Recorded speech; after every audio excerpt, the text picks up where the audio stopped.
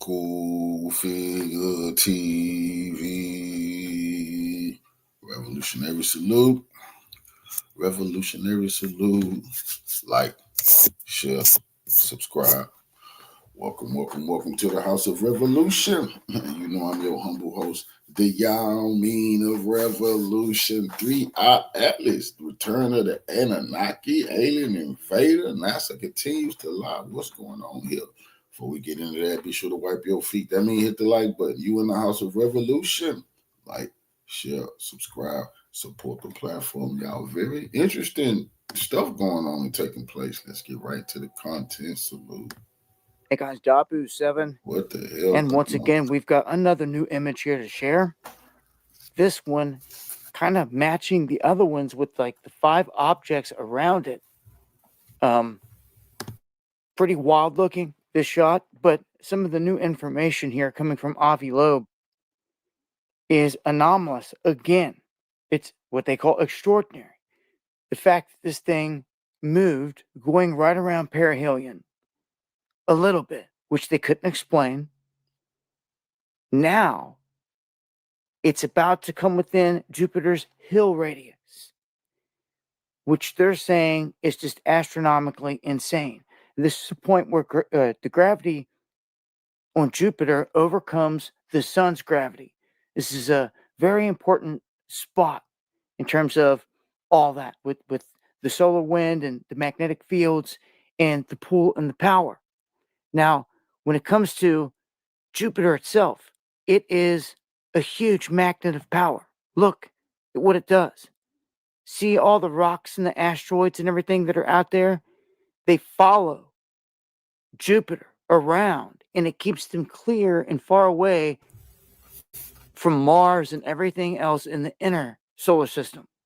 So it acts as that, as something that pulls all these rocks away, and you can see it right there on how everything goes in motion. So this thing has not been affected really by anything. It kind of has done what it wants to, shifting again just the slightest bit going around the sun. And what that does is it puts it in this very special area. Now, there's talk out there that it could be dropping off probes of some sort around the planet. And, draviloeb always kicks out these ideas, and you should be open-minded to different things going on and happening out there.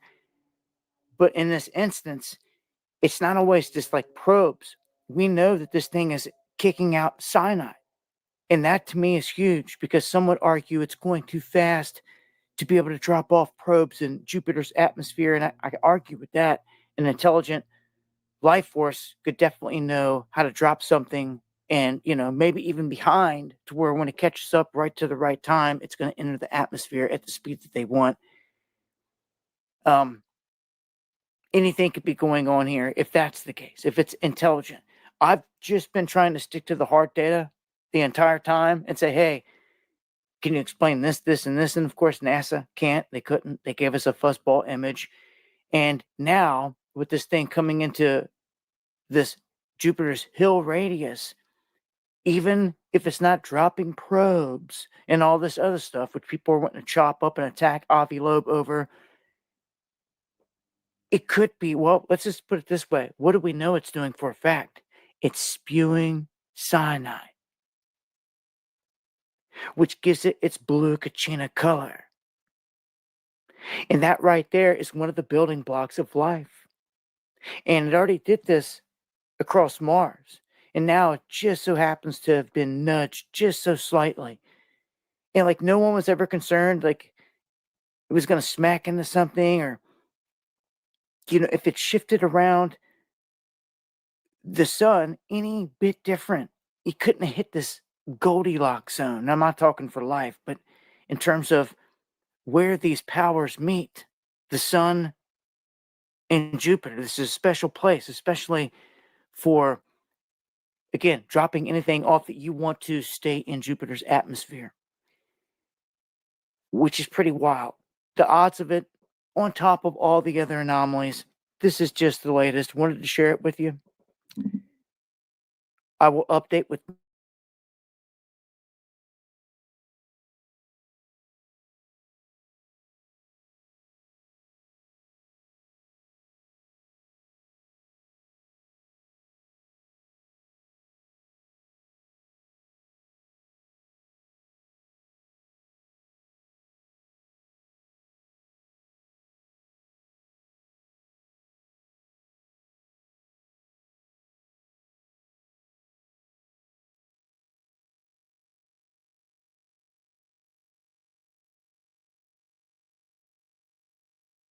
I'm not saying that. How did I get this? I actually wrote that song, Millicent.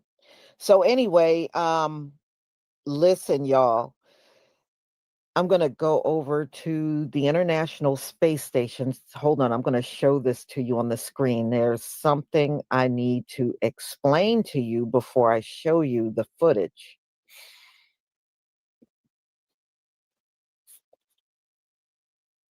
All right.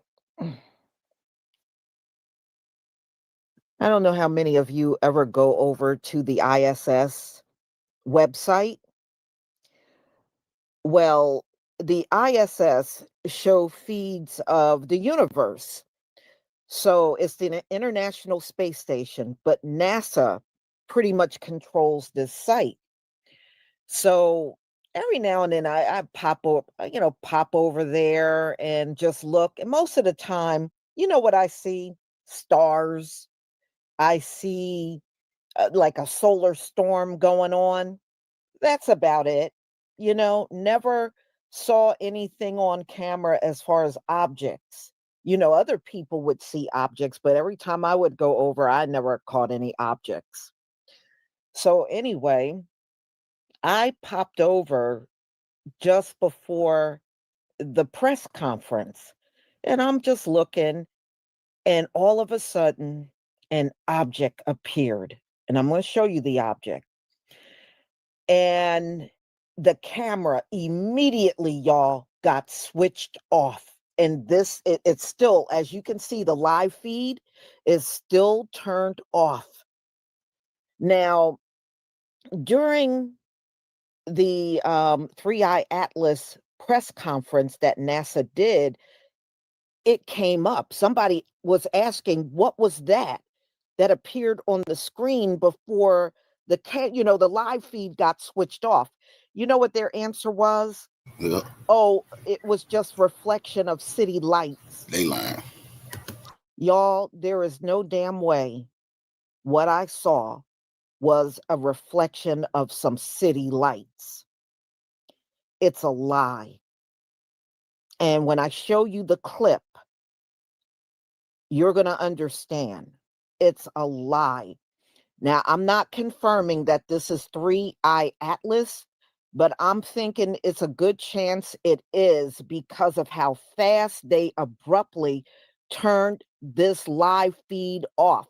And let me tell you something, if you're going to have a live feed, it's a great chance you're going to capture 3i Atlas, and they don't want you to see it at all. They spent the whole press conference showing pictures we already seen before and just confirming that it's nothing but a comet. But what I'm about to show you, y'all, is no doubt this ain't no comet. This ain't no comet. And as you can see, this is one day later, and they still don't have this live feed back on since this object appeared. And I said, boy, the Most High is so clever. He knew they were going to go on the air and lie about 3i Atlas. And he made sure it was seen before they switched the camera off. That's what I'm thinking. I said, see, you can't outfox our Heavenly Father. You just can't do it. So I'm going to show you this. Let me just stop this so that I can show you. Now, parts of this is not going to have any sound. Now, and I did go out on TikTok to grab up a couple of people that saw the same thing. It was a lot of people on that live feed yesterday. A lot of people. I'm one of probably millions of people that was out there just looking. And I'm going to let you judge for yourself, ladies and gentlemen. So again, there's going to be parts of this clip that you're going to see, and it's not going to have any sound, but you're going to see an object appear. Now, I tried to increase this by 150%. so that you will be able to see it. And if I got to go back and show it again, I will. All right, because I want you all to get a good look at this object. You may be one of the few people that are getting to see what people been chattering about since July 1st. All right, let's see here. Turn that song off. Here we go.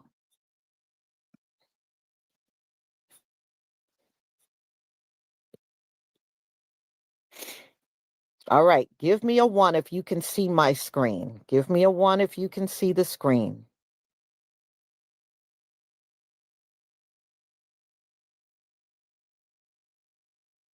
Thank you. All right, I blew this up as much as I could, y'all. So I hope you can see it on your end. Thank you, by the way, for all the ones. I'm going to get myself off so you can get a full screen.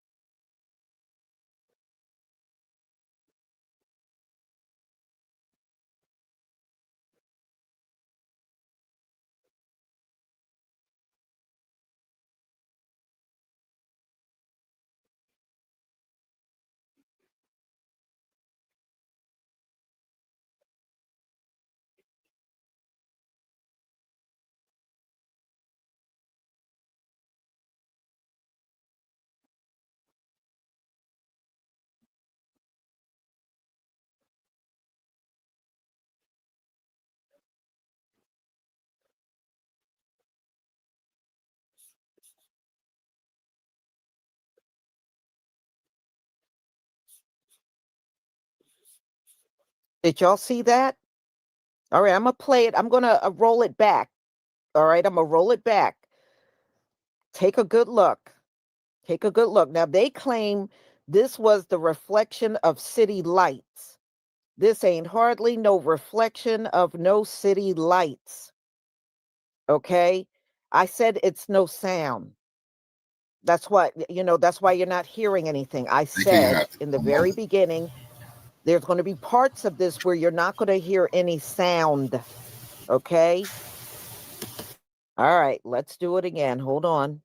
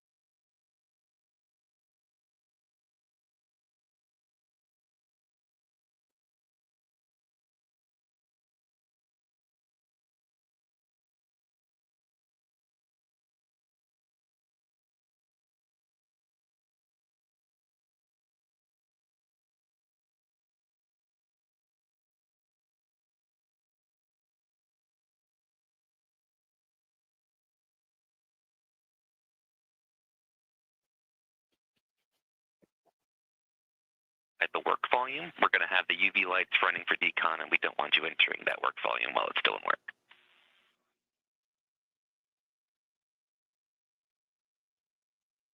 Absolutely. I will not do anything inside the work volume. There you go. Thanks for the heads up.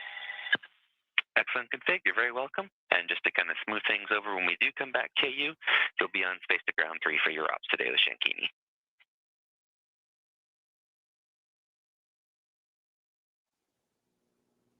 Agree with Shankini. Thanks.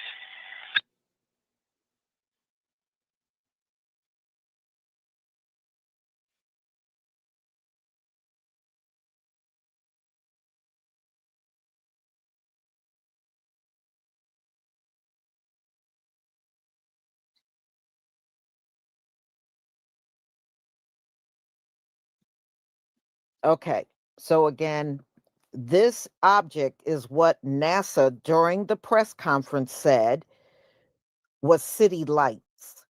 Now, to everybody in the chat, does that look like city lights to you? That's what they're saying. It was a reflection of city lights. Does that look like city lights to you? That don't look like no city light. So this was on the camera before the press conference. And then NASA spent the entire time telling everybody it was a comet. And I know I mean, I'm not a space expert, don't claim to be, but that ain't no comet. No comet. And like I said, the camera has been switched off ever since this object appeared on camera. The camera over there have been switched off. The live feed is no longer on. All right, so I'm going to show you from beginning to end. Now, I did put some videos of other people that caught it, and you'll see that that's going to be more towards the end. All right, hold on. Let's do it again.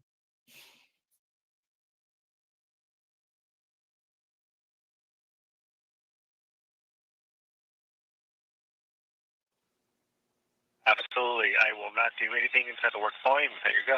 Thanks for the heads up. Excellent config. You're very welcome. And just to kind of smooth things over, when we do come back, KU, you'll be on space to ground 3 for your ops today with Shankini.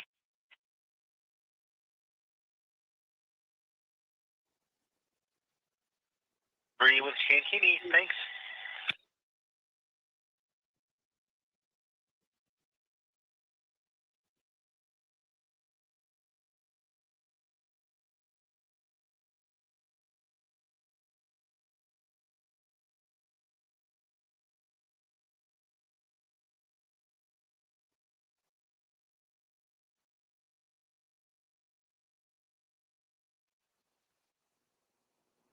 I will not do anything inside the work volume. There you go. Thanks for the heads up. Excellent config. You're very welcome. And just to kind of smooth things over, when we do come back, KU, you'll be on space to ground 3 for your ops today with Shankini.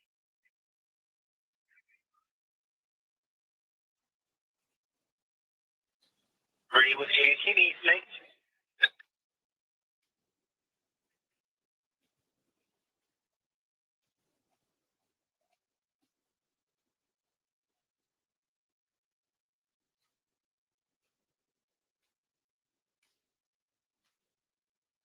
Can someone tell me why, when all of a sudden this triangular object came into view on the International Space Station live feed, that NASA cut the feed almost instantly?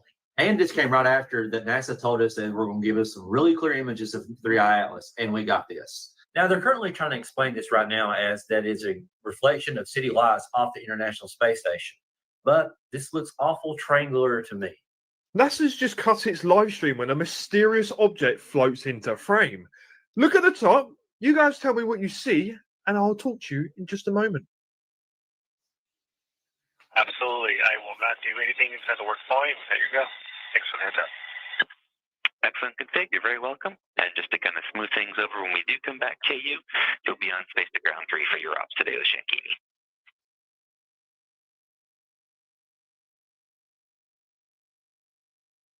Agree with Shankini. Thanks.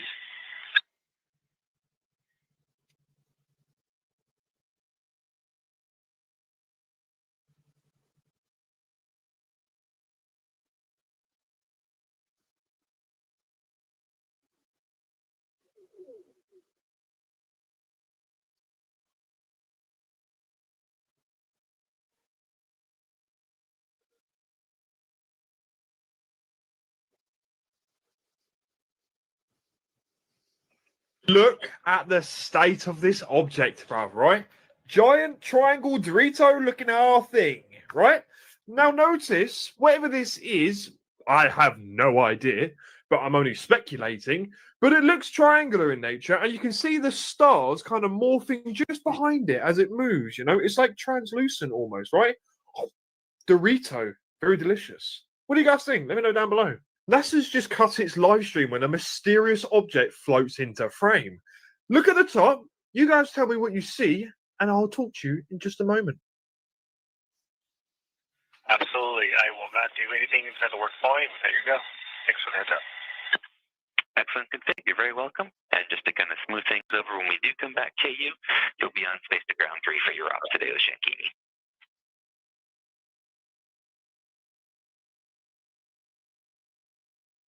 Agree with Shankini. Thanks.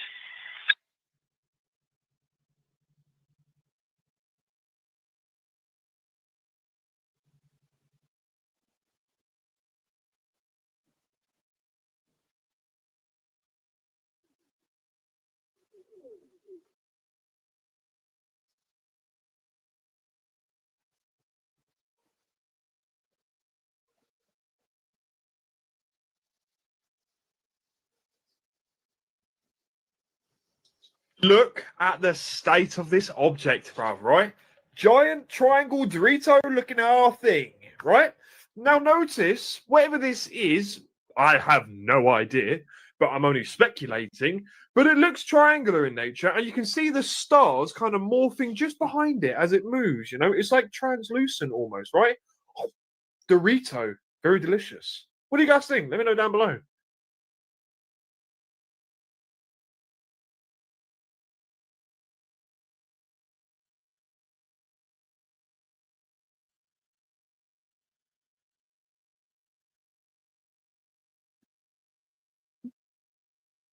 All right, y'all.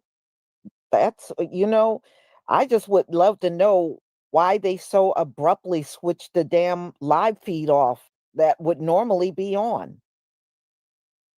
But they switched it off. And as you can see, I took you over to ISS. They have not turned that feed back on since this object was seen.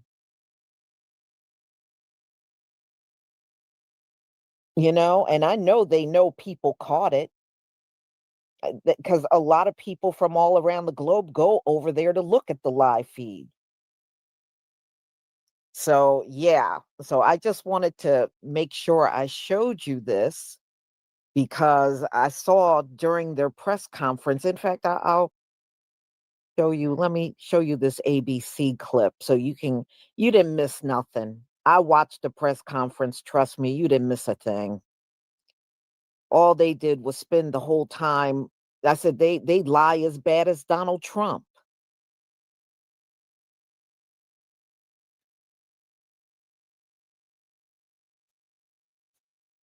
And what they showed during the press conference is not the same object that I showed you. They showed you comets, but it's not the same thing that appeared on the camera before they switched it off.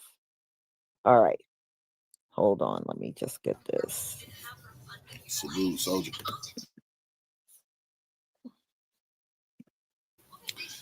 Welcome back to ABC News Live Reports. NASA has released stunning new images tonight showing a rare interstellar comet soaring through our solar system. NASA says it's only the third object ever identified entering the solar system. The comet is not expected to threaten Earth. They say the closest it'll get will be about 170 million miles away, so don't worry. NASA officials addressing rumors circulating about what this comet could be. They say they couldn't actually comment until now because of the government shutdown. There was a lot of speculation about what it could be, but what I think is really awesome is that folks are interested in this incredible finding that we observed and that came from the heavens, and what that means, what it could mean about how magical the universe could be. David Jewett joins me now. David, you are an astronomy professor at UCLA. All right, so what stands out to you seeing these new images? It's basically what we saw before. I mean, it kind of confirms the picture that we already had for this object. It looks like a solar system comet. It has properties which are within the range of properties that we've seen for solar system comets. So even though it's from some other place and we don't really know where, elsewhere in the Milky Way galaxy, it looks very much like comets in our solar system. Is there a way that we could see this ourselves, like from your own backyard ever? It's a bit faint for you to see. I mean, even binoculars wouldn't really be enough, I think. But amateur astronomers, though, can see it and are taking quite nice pictures of it. So it's faint. It's not beyond the reach of small telescopes, but I think you have to know what you're doing. We'll squint really hard and talk to us a little bit about the evidence that this comet is interstellar, and why is that such a big deal? Well, yeah, because we didn't have any examples of objects near the sun that were not orbiting the sun until recently. So all the comets, all the asteroids, all the planets going around the sun. But we have now 3 objects that are from outside the solar system. And we know that because they're going so fast. They're going so fast that the gravity of the sun cannot hold them back. So this one is going on almost a straight line through the solar system. It's coming in so fast, 60 kilometers per second was the original speed. That means it came from somewhere else. And it's even more incredible because we think it's been out there for a really long time, probably 8 or 10 billion years, which is twice the age of the solar system. So this thing we think was ejected from another planetary system around another star. Again, we don't know where, but billions of years ago, probably long before the solar system and the sun existed. So that's kind of a fantastic thing. How does NASA actually track comets like this and figure out how far away they are in the first place? Well, you measure their position relative to the stars, and then we apply the laws of celestial mechanics. So we know how gravity works, and we can figure out from the apparent position changing with time, what is the speed of the object, what's the direction of the object, and then we can fit an orbit to that and see what is the shape of the orbit. And normally when we do that, we get an ellipse because the thing is going around and around the sun. But this one is not. It's coming from very, very far away. Again, we don't know where, elsewhere in the Milky Way. So it's been out there. It's been at nearly zero temperature, right? Out there, the sun is just another star. It's a faint speck in the distance, if you can see it at all. There's almost no energy falling on this body. It's been close to absolute zero for billions of years. And so we think it's preserved all sorts of chemical information for that amount of time, and is giving us a sample of what was present in the disk around some distant star where this thing formed. So it's a very rare chance to study something from a totally different place in the solar system. Out of this world, you could say. David Jewett, thanks so much for your insight tonight. Appreciate it. Okay, thank you.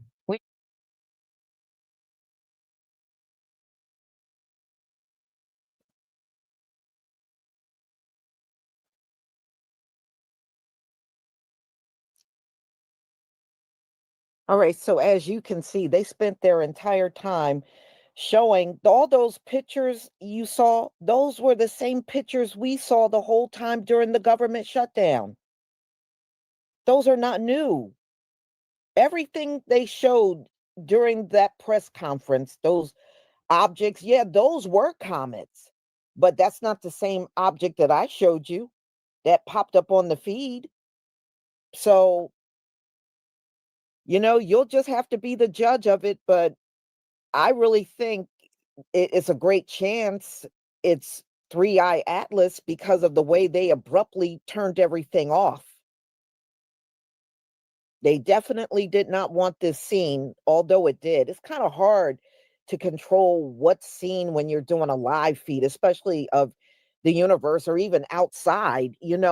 Anything can come on your camera, a bird, bees. I mean, look, I even, I have my camera at my house, and every now and then it'll say movement, it'll show motion, and I'll go look and it's just a squirrel running around. So you don't know what's going to pop up on the camera. You really can't control that.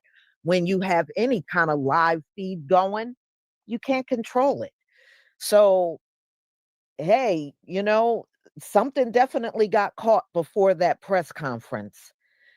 And they obviously did not want to address it. That's why they told us it was reflection of city lights. I never saw city lights move that way, ever. So I just wanted y'all to see that. Share the live stream with anybody that's really interested in your universe and what's going on right now. And y'all, I will be back because there's a few more live streams I will be covering today.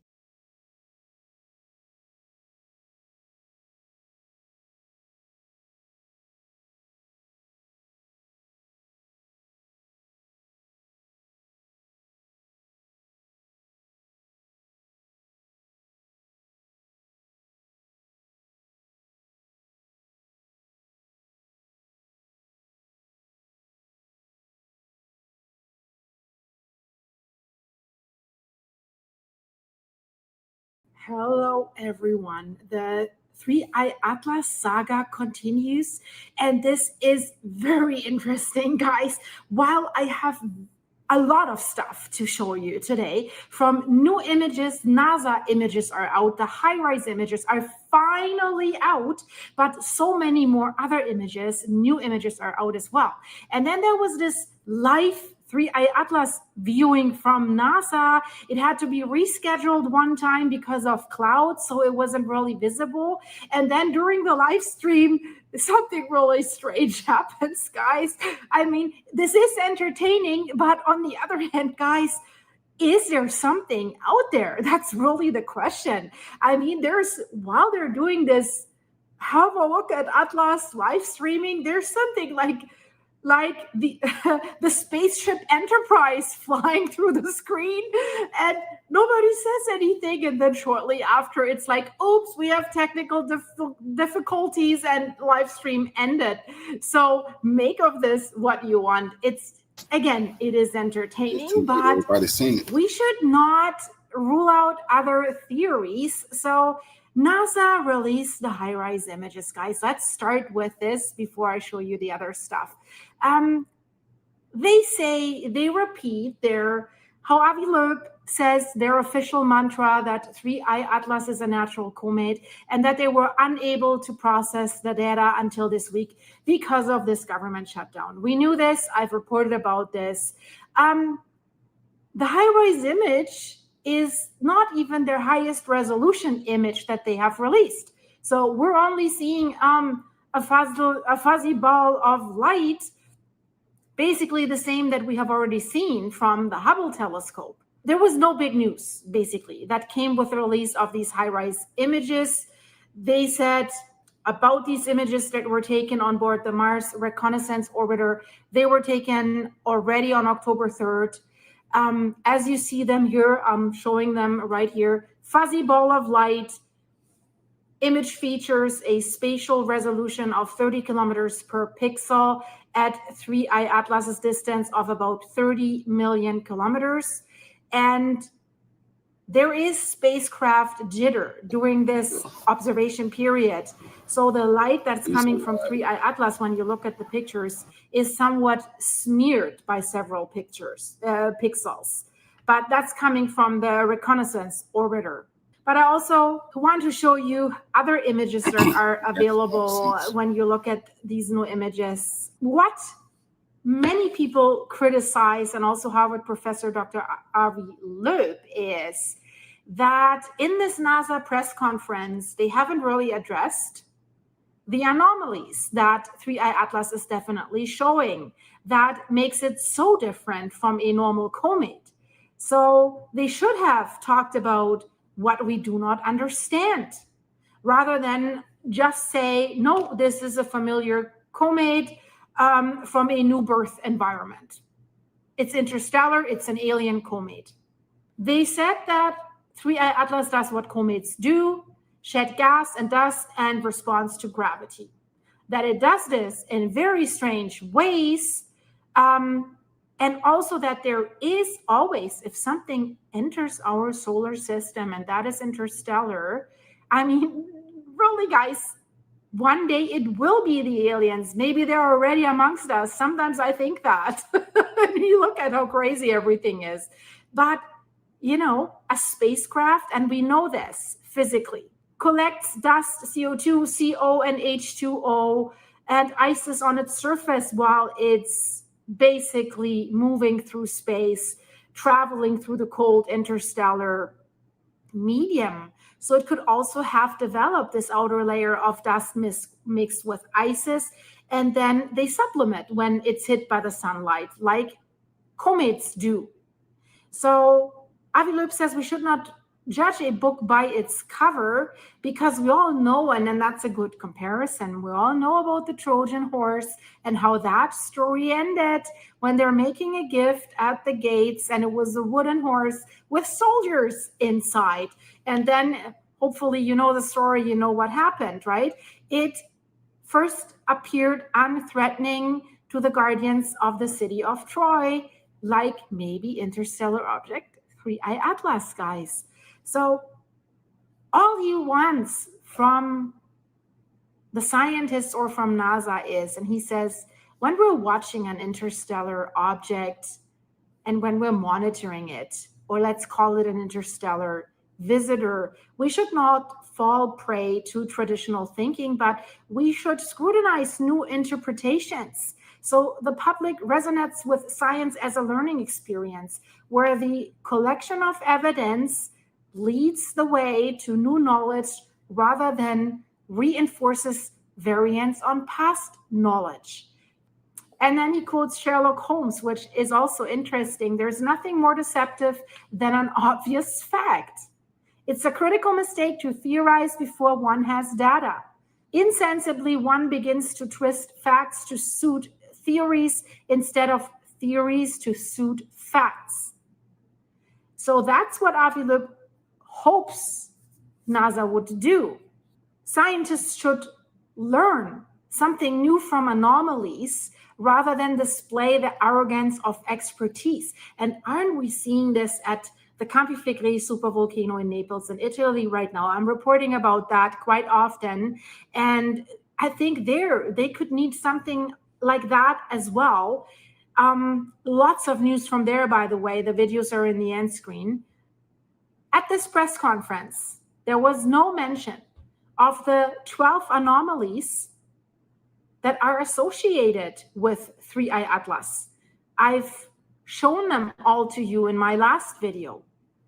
And also we have this, and this is probably the greatest anomaly, that the mass of 3I Atlas is 1,000,000 times larger, 1,000,000 times larger than one of the other interstellar visitor, Oumuamua. And it's 1,000 times larger than that of 2I Borisov. So the other two interstellar objects that we had so far are completely different. And we have a very limited reservoir of material when it comes to interstellar visitors. So one would expect statistically that you would discover like 1,000,000 objects with the mass of Oumuamua or 1,000 objects with the mass of Borisov before you maybe find a package that is as massive as 3I Atlas. But here we go. 3I Atlas is already here.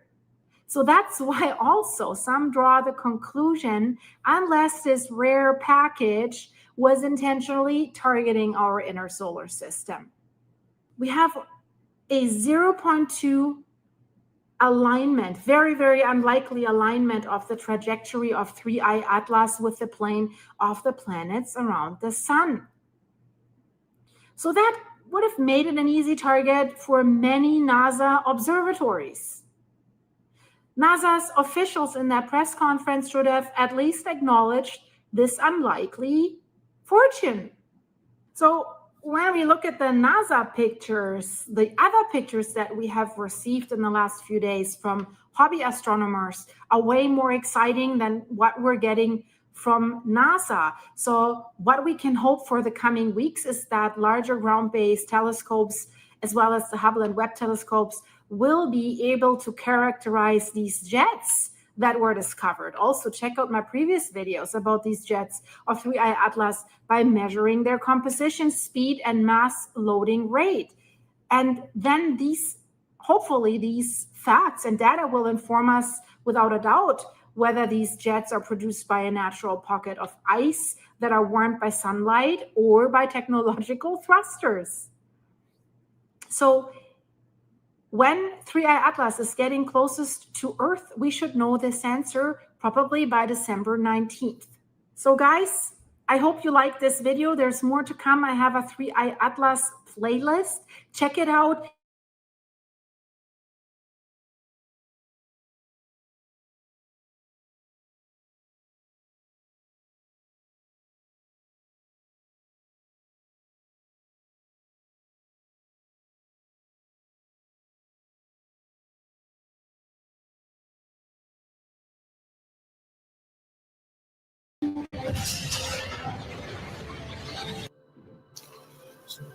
This is how you prove NASA lying. because this dude with his little telescope, this little very stupid telescope. So today is Sunday. It's around 2:30 p.m. I'm not planning to post any video today. I was wanting to go after the data, process the data, and take a look at it. That was the plan. But the plans changed once I started looking at the data. I was going after the core of the comet. If it is not a comet or anything but a comet, the core should look different, right? That was my thought process.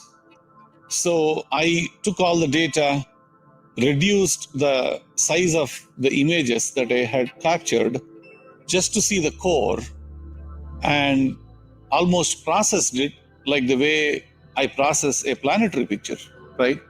So I had taken pictures of Saturn, Mars before, and you take a video of those files, and there are multiple software that you could use to sharpen the look and feel and the surface features of the planets.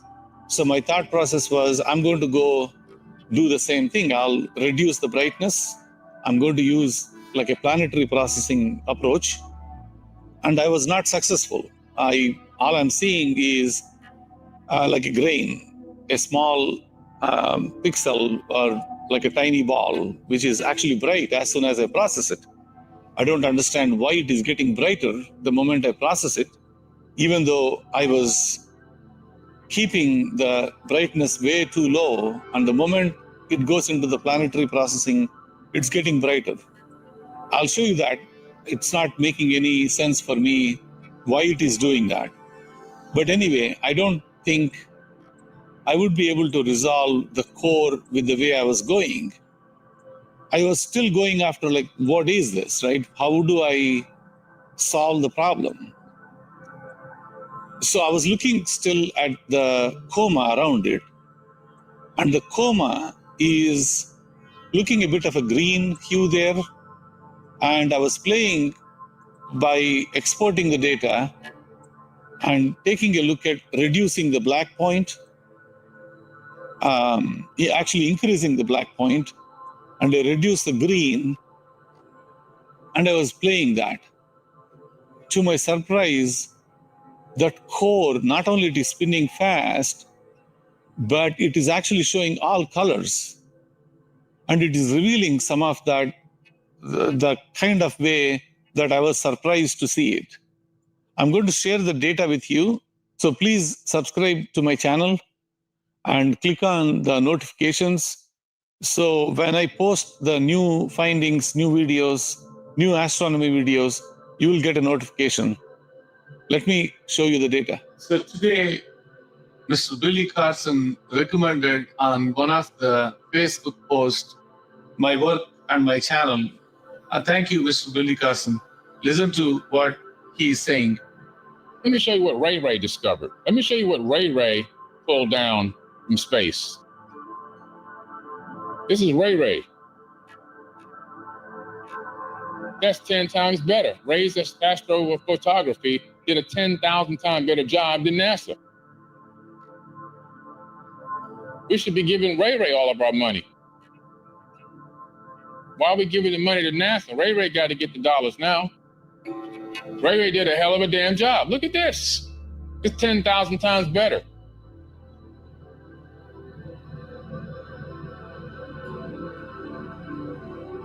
So thank you, Mr. Billy, and thank you to my subscribers to pushing the word out all the way up to him. Thank you.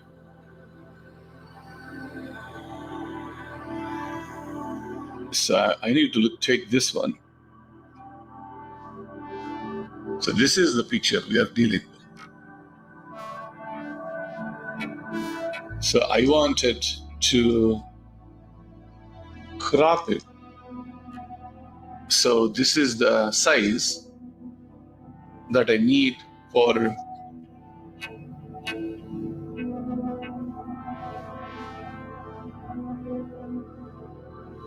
So I'm going to cut those pictures to a smaller version of the pictures. So let's take a look at those pictures, see how they come about.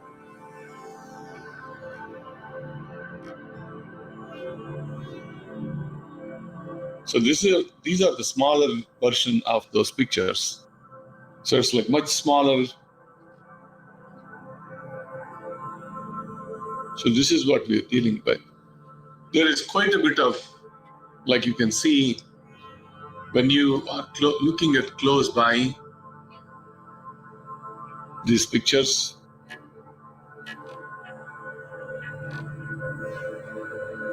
it is spinning like crazy and moving so fast. It's just amazing how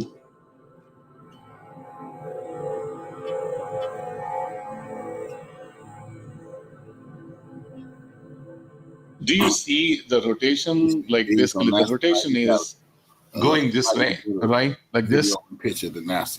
And it is doing it so fast when it is They showing rotating. the same thing on NASA. And the speed increased because maybe we are coming closer to that, or that is coming closer to us. So it is spinning super fast. You can clearly see that. So I wanted to stop moving. I wanted stars to move, but not the comet to move. Because when I try to remove the entire comet, this comet it has to be stable for what I'm trying to do. See that? It's moving slowly away in the screen. I wanted that to stay in one place.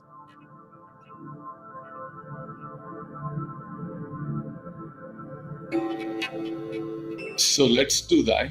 We should be able to get the comet that is not moving.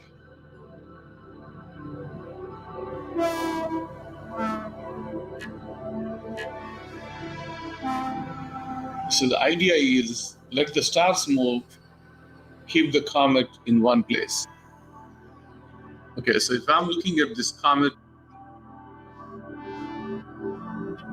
you still see the illusion of the comet moving, but once you don't see the stars anymore over there, the comet is like in one place. To prove that, we can subtly remove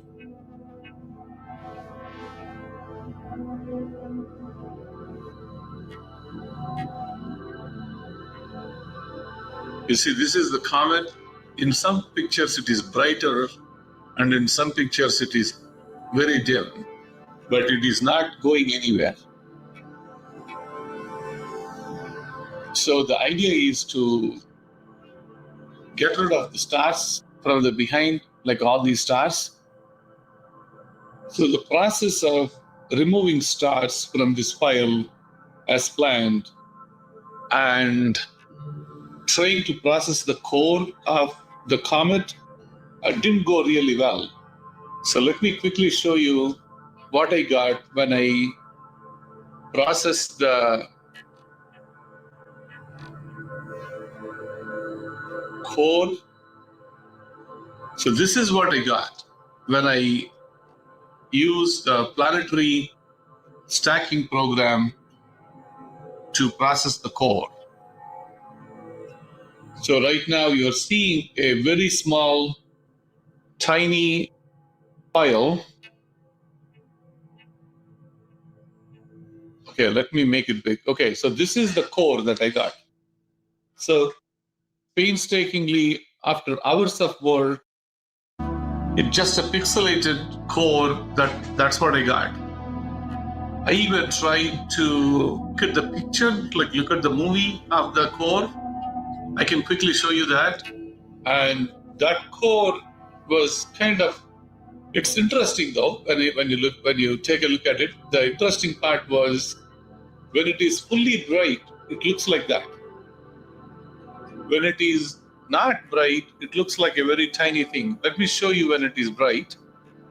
So that's a brighter version of the core. The stars are moving in front of it. I'm not getting anything what I need from this file. This is looking great. I kind of understand how the core looks like. So it is not technically object is resolving any surface details on the core. That's what I was going after. So I reduced the brightness to 0, and I started looking at that small size of the core. It's a pixelated version of the core. I was thinking, what if I used planetary process to resolve some details of the core? So I, in fact, did that. I used like 2 planetary programs, and I didn't go anywhere. If you're just curious, I can stop this and I can quickly show you. Yeah, Registack should give me that core. So I selected that picture, opened and looked at it. And even if I zoom in, yeah, so this one. So whenever I try to brighten this, it just gets way too bright. There is no details here that I could make use of. You can clearly see it. Generally what happens in the planetary processing was you get the surface details out whenever you sharpen it. Right now, all I'm seeing is a bright core. So what I confirmed is the core is very bright. The core is not just a dark core. So whatever is spinning in Comet 3 Atlas, it may be looking dark, it may be looking bright, but definitely the surface is like super hot and it is like something bright. Okay, that's my conclusion, at least by looking at it. So then I started moving to, okay, so I can't resolve the core. Core is like just a bright core. There isn't anything we can do about it. It's just bright. So what do I do to deal with is I was started looking at the coma. Went back to the Comet Align files. Now we gotta ask, how is this guy? I zoomed into the file backyard and I removed, I exported only the central portion they of got billions because they where the comet is. Let me show you what I mean. So this is what I got from this file. I exported this portion of it. That's a scandal, bro. They told us they sent a probe in the outer space, and they probe in the outer space gave us. This is the portion that I'm looking at. This dude is in his backyard. They exported that portion of it, like into a video. Scandal. They stealing all our money, lying to us. I wanted to bring that video into another Adobe process so that I could reduce the brightness around it. So I brought this file into Adobe Premiere Pro. I'm trying to see if I can like reduce the brightness. Oh God, look at that. It has that shape. I don't understand that. I'll leave it at that for now. I'm just trying to adjust.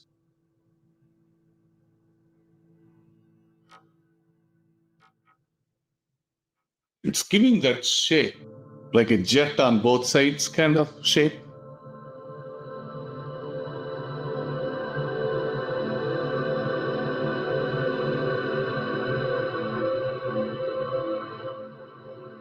I'll reduce the greenness a little bit.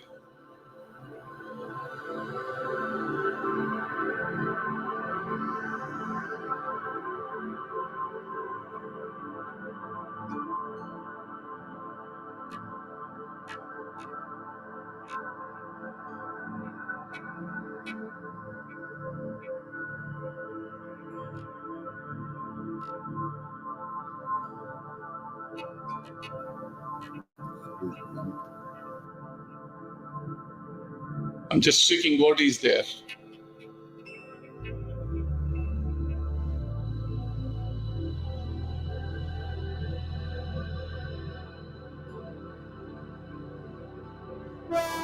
So anyway, so if I take this,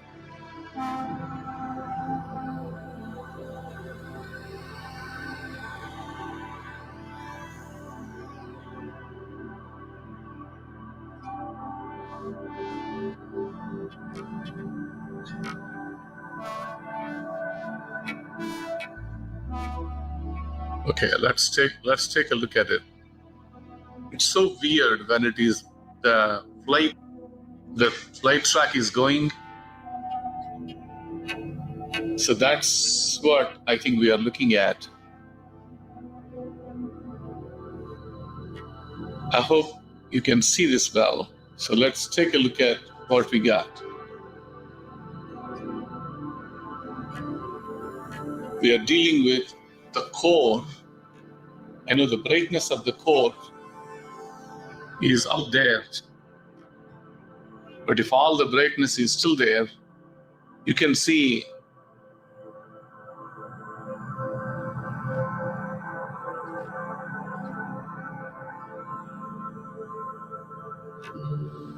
let me do one thing.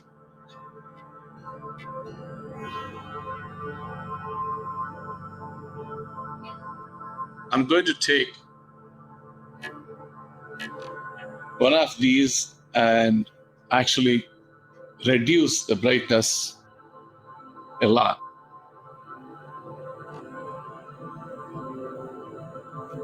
The feeling I have is what's there in the middle. I'm reducing the brightness overall.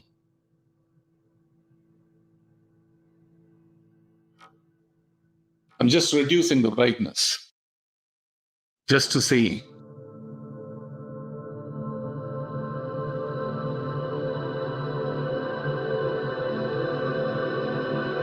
So that's what you're seeing from a brightness standpoint. So that's what you're looking at.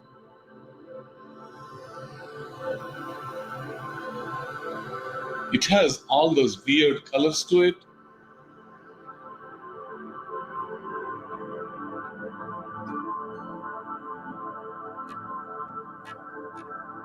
Did you see that?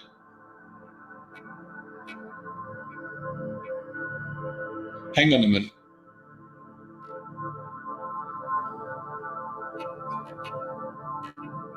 I'll stop this. I'll take one of these. I wanted to zoom in. I tell you, that's a cloak mechanism to shield itself. They know that. That's what they don't want people to understand. They think it's a common, you know, that whatever that object is masking itself with whatever we're looking at right now. And NASA trying to hide that lie. I wanted to run it slower like this, too. man. People bring Let me make this to the light. Run slow. That's not. I'll keep the speed at 50. I'll keep the speed at the 50% and see if we should be able to see, okay, let's see what we got. So that's what we are looking at.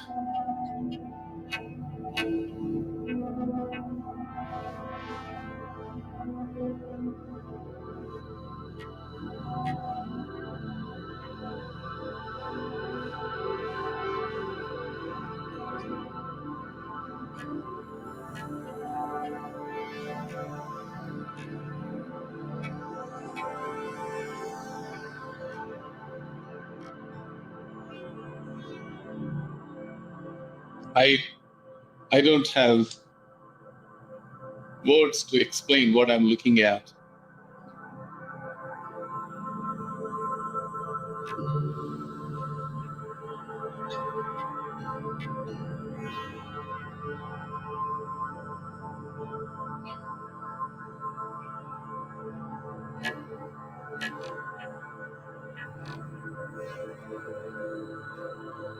Anyway, so we wanted to go after the core, and we did. We will still take more pictures and get closer to this. So we might actually have a better view than what we are looking at. Please click on the subscribe button and click on the notifications button.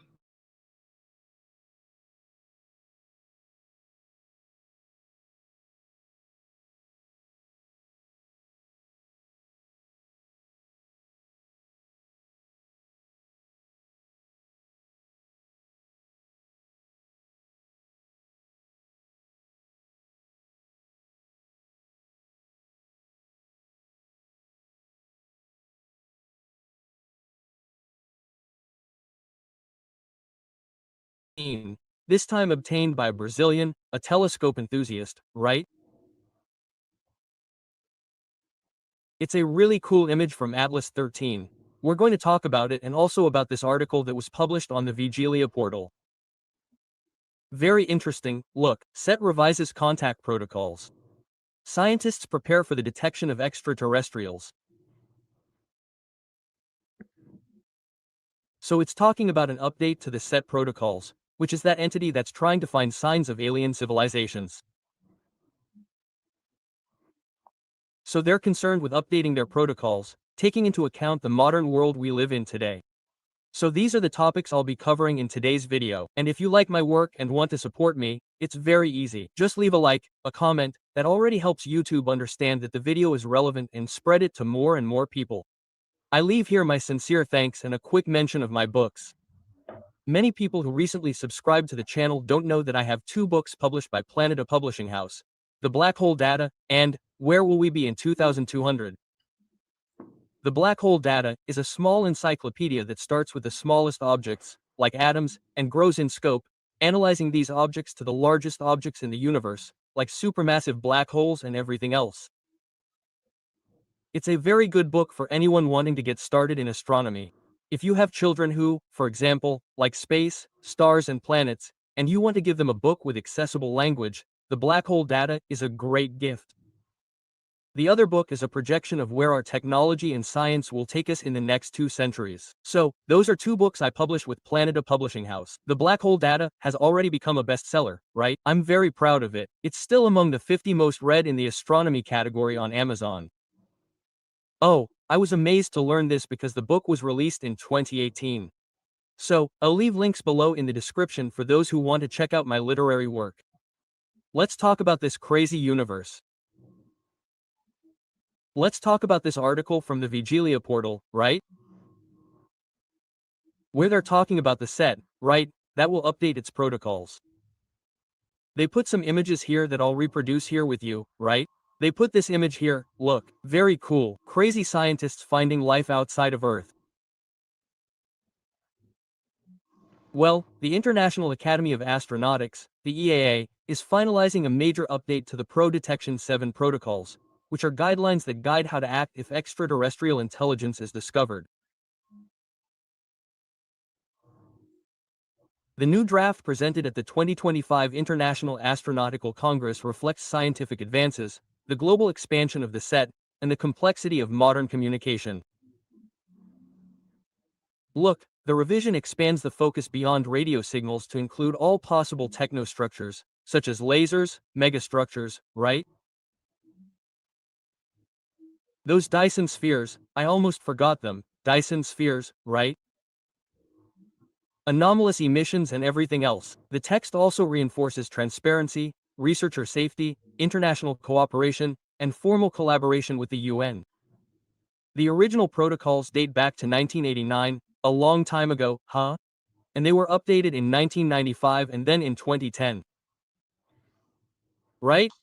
However, according to the group responsible, they did not keep up with the current scenario shaped by the internet, social networks, artificial intelligence, and new search methodologies.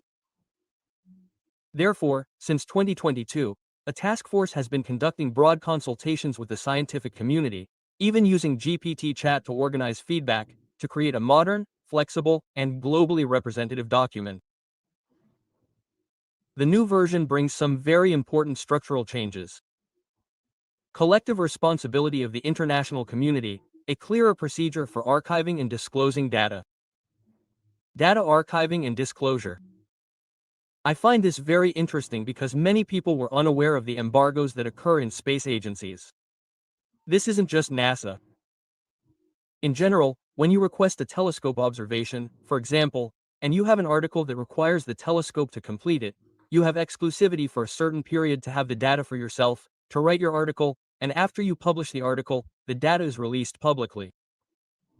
So, people were unaware of these protocols, and then, because of Issue 13 Atlas, people started to think that the agencies were censoring data, withholding data, because there was important information there. It's a protocol that has existed since the 1980s, if I'm not mistaken, that protects the authors of studies, right, who are requesting observations. But, as I said, it's something that isn't widely publicized, right? So, people don't know. So, they're talking here about clearer procedures for archiving and disseminating data. Suddenly, making it very clear how this process works. Then, following this, integration of illegal ethical aspects, strengthening the risk community, rules and regulations regarding possible responses from extraterrestrials. And a message must be sent without international consultation coordinated by the UN. Nobody can just go crazy and respond to extraterrestrials saying whatever they want, right? There has to be an organization that includes all the other countries, not just one country that will be the spokesperson for the planet, right? Then a post-detection subcommittee. I love that name. The post-detection subcommittee will be permanently meeting, bringing together scientists, experts in law, communication, ethics, and social sciences. The expectation is that the final text will be revised by the end of 2025. It will be submitted by the EA in 2026 and officially presented at the EAC 2026. The update is seen as a milestone in preparing the global community to deal with the real detection of technosignatures in a coordinated, transparent, and scientifically rigorous way. So, let's see, right? There must be people thinking, wow, you're moving like this because detection must be imminent. Who knows? I believe that with our technology, our increasingly modern telescopes, sooner or later we will detect something. So, we really have to review these protocols. And the Atlas 13 case served as training for collective hysteria.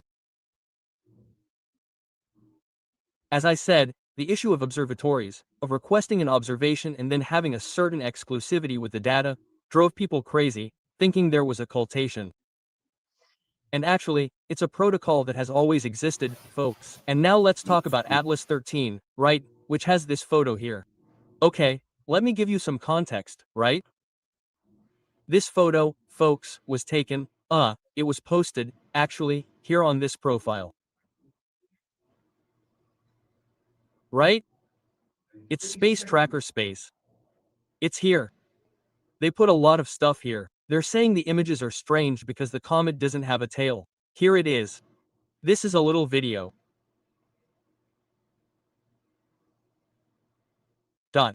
There's a photo here. And another photo here.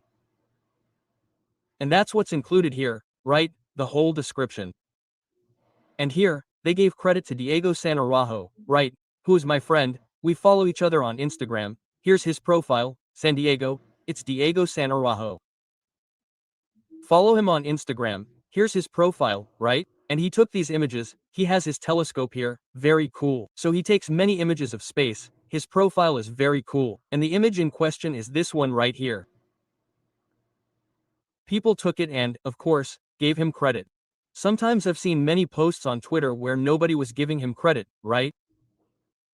So here are the observations he made. Very cool. And, as I said, these images sparked debate about why Atlas 13 has this appearance, some even saying it looked like it had little spikes, 4 points. And then they said it didn't have lime, and so on. In my view, what might have happened here?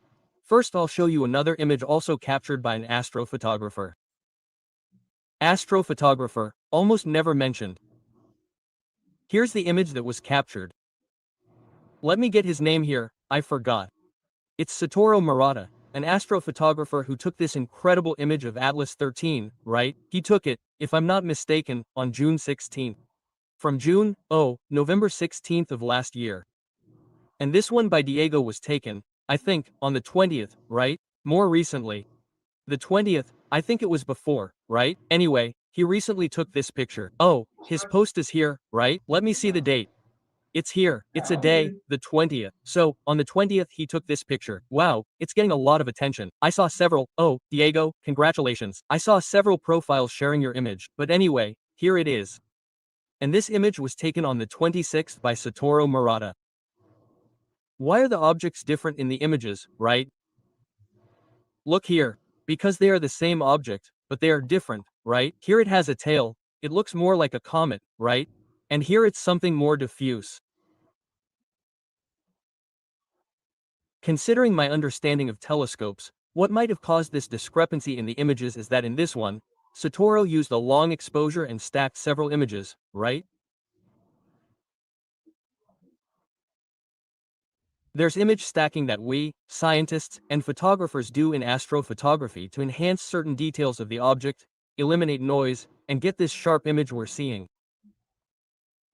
So, there are several images stacked here, and one image that had a long exposure. It spent a lot of time capturing the image of this object, right? And that's how it created this incredible image. It's possible that, in Diego's photo, it had less exposure, right?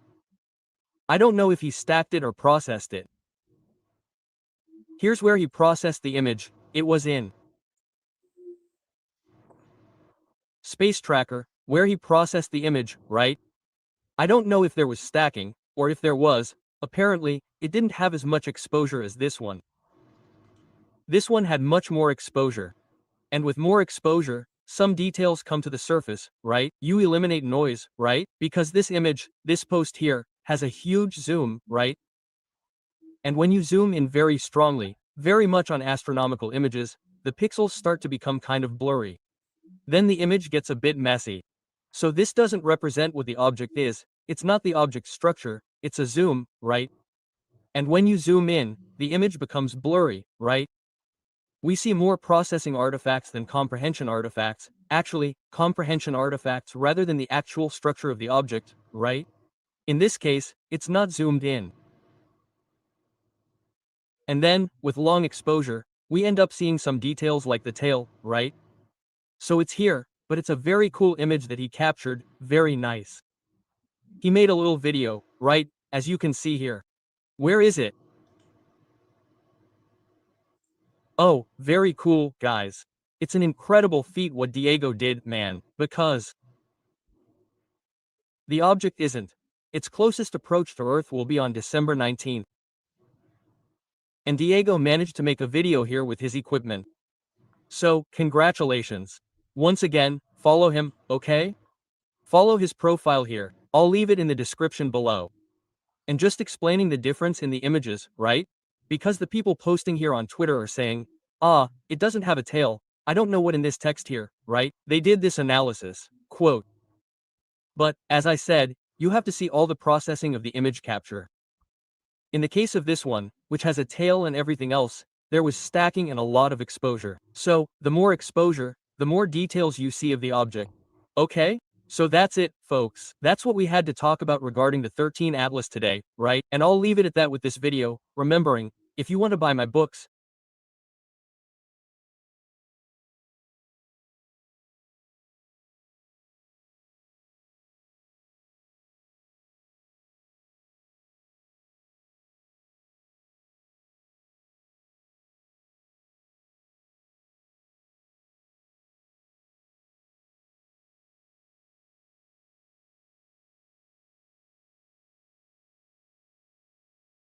New pictures of 3i Atlas that are going viral. This is Tony. Hope you're all doing well. Maybe this is why they didn't want to show us a clear picture of the object. We saw, obviously, what they put out on live stream. What was that? 2 days ago now? 2 days ago?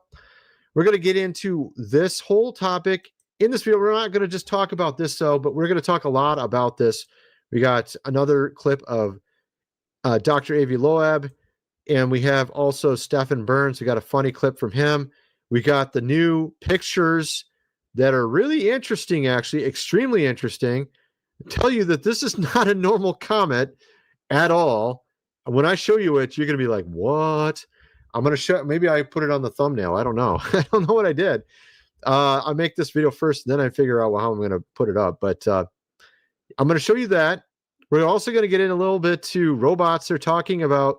Here we had Elon talking about AI, robots in the future, everything's going to cost nothing. We're going to get into that a little bit more. We got some new stuff on that also to get into in this video. And I got this really weird clip I wanted to play. about this guy saying he thought that the world ended in 2012. We'll get into that. He's actually got some truth. I mean, there is some truth to what he's saying. In a sense, I feel like there is something there, right? I don't think it ended, but we'll get into that as well. It's kind of cool how he describes the whole thing. We'll get into some other stuff as well. Let's just get going here. Let's start with this interview of Dr. Draviloeb, where someone was trying to question him about some of his conclusions and how other scientists are saying, "What are you doing, man? It's just a normal comment, man." I think Mr. Cox, to put it politely, as a professor of particle physics, is suggesting that you're having a stinker. Well, that's not true, because he's not addressing the 10 anomalies about this object that I pointed out. The question to ask him is, how do you explain the fact that there is a chance of 1 in a few hundred for this object trajectory to be aligned with the plane of the planets? Making conclusive statements is very easy. Explaining anomalies is much more difficult. So on that, wait a second. Honestly, I think it would be more than 1 in 100 to be on the same plane. That's like pretty insane. I'm guessing that would be a lot higher rarity than 1 in 100, but maybe I'm wrong. Would you allow me to please explain my point of view? Let's talk employee benefits. Apparently not. We're going to watch a commercial instead. What the heck, man? Come on. All right. Well, let's play this. Here we go.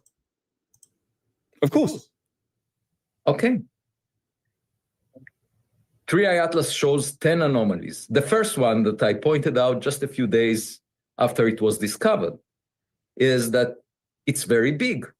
It's at least 33 billion tons based on the fact that it didn't change course, even though it lost mass during its journey. And that means 5 kilometers in diameter. This is 1 million times more mass than the first interstellar object. That's a lot. We are talking about the third. Mm-hmm. So how come we haven't seen 1 million small ones before we see a big one? In fact, I did a calculation that there is not enough rocky material in interstellar space to deliver such a... You know what? He's being very scientific about this. My background's mechanical engineering. The way he's sort of making his argument here is very scientific. He's pointing out anomalies that are scientifically improbable. And honestly, I'm thinking it would be much more than 1 in 100 chance with regards to the plane being on the same plane as the planets. But maybe I'm missing something. The fact that he points out this too, it's, what was it, 5 million times bigger than the normal one? That was insanely huge. Did he say 5 million? What did he say there? He said 1 million. Okay, no, he said 33 billion tons base, and it didn't change course. At least 5 kilometers, and this is 1 million times more mass. 1 million times, that's what he said. In diameter. This is 1 million times more mass than the first interstellar object. That's very, very, very large. So this thing's like the size of the city, from what I understand, like the size of New York City. So it's a very, very large object. And now we got some crazy pictures of it. We got some crazy, crazy pictures. And we also we've used AI to essentially try to make it more detailed in what it would look like if we had an even clearer picture based on some of these pictures that are sort of clear from amateurs that have come out that are pretty insane looking. And I'm not seeing any community notes saying this is not real. I'm not seeing any of that stuff. Okay, so this is kind of interesting what's being seen. Let me show you that. So let me show you first what NASA put out, which is absolutely insane.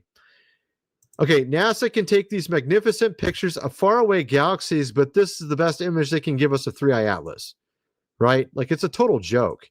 We have better amateur pictures than what this $50 billion agency puts out. This is apparently what they saw. Okay, check this out. This is pretty crazy. This isn't the exact original. Let me show you the original picture. This is actually from AI trying to sort of make it more resolution. Is it this one? I think this might be it here. Is this it? I think this is the picture. Yeah, this is one of the pictures. I saw some others too down here. Where was it? Okay. One sec. There's another one down here. Where in the world to go? Come on, man. Every time I get in here, something changes. Was it that one? No, here we go. Here we go. What is this one? Okay, here we go. So this is kind of interesting looking. Look at this picture. So this is some other pictures of it at various times. And you can see something weird going on here. Look at that. It looks like literally like a picture of a fictional star, the way it's drawn. And in here, you got some other weird shape in it. And then here, you got some object right here. Are these objects rotating around it or something? This is what people are wondering if these are. Oh my goodness, dude. This is crazy. Okay, this reminds me of Ezekiel a little bit. Wheels within wheels. We've heard this whole thing with wheels within wheels, right? Of course, again, I talked about in my previous video how a lot of people don't realize, could aliens be fallen angels, right? We've talked about that before. If they are, when you look at a fallen human versus a human that's on track, right? There's not much difference. They both have the same physical form. They can talk. They do the very similar things. They have the same technology, right? Why is it we assume that angels aren't physical? One. Two, why do we assume that fallen angels are completely different than regular angels? Why would we assume that they have different technology? If we see God's technology, wheels within wheels, why would we assume any different about fallen technology, that they could very well easily have very similar type of technology?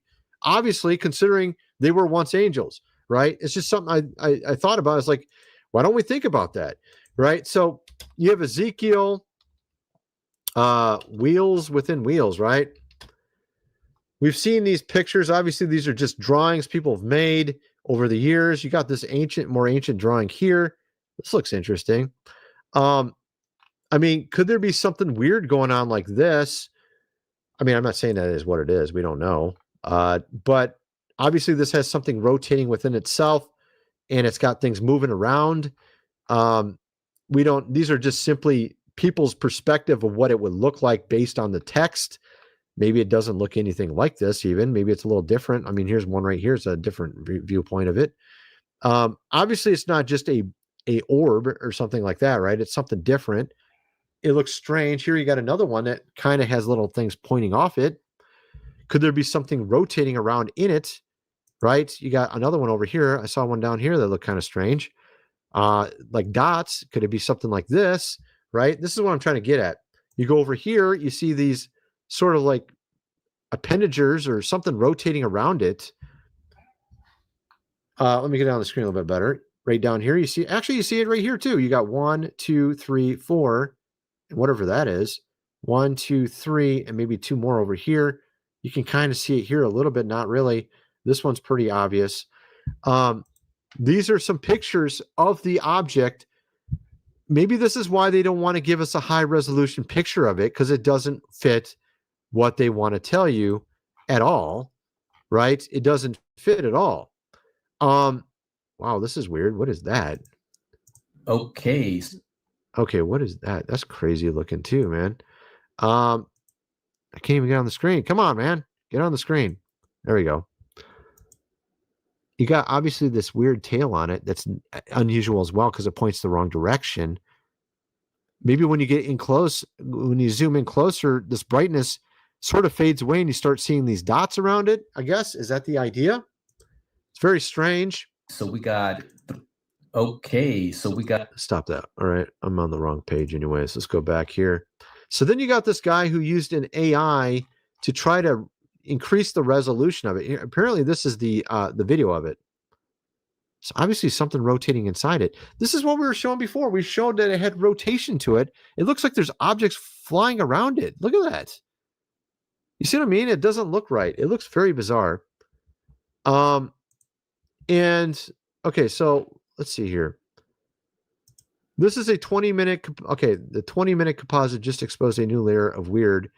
Space Tracker dropped a processed 20-minute buildup of 3i Atlas, and the result is nothing like a normal comet. You get a perfectly symmetric star-shaped core, a plasma-like bloom, no defined tail anywhere in the frame. A stack like this should smear out jets, not reveal geometric halo. unless the object is rotating fast or carrying multiple active sources. 3i Atlas keeps breaking the model time frame after time frame. So this one's actually a rendered.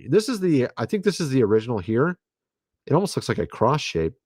And this is like the rendered where they tried to zoom in with an AI to see what it would look like if you kind of like blew it up.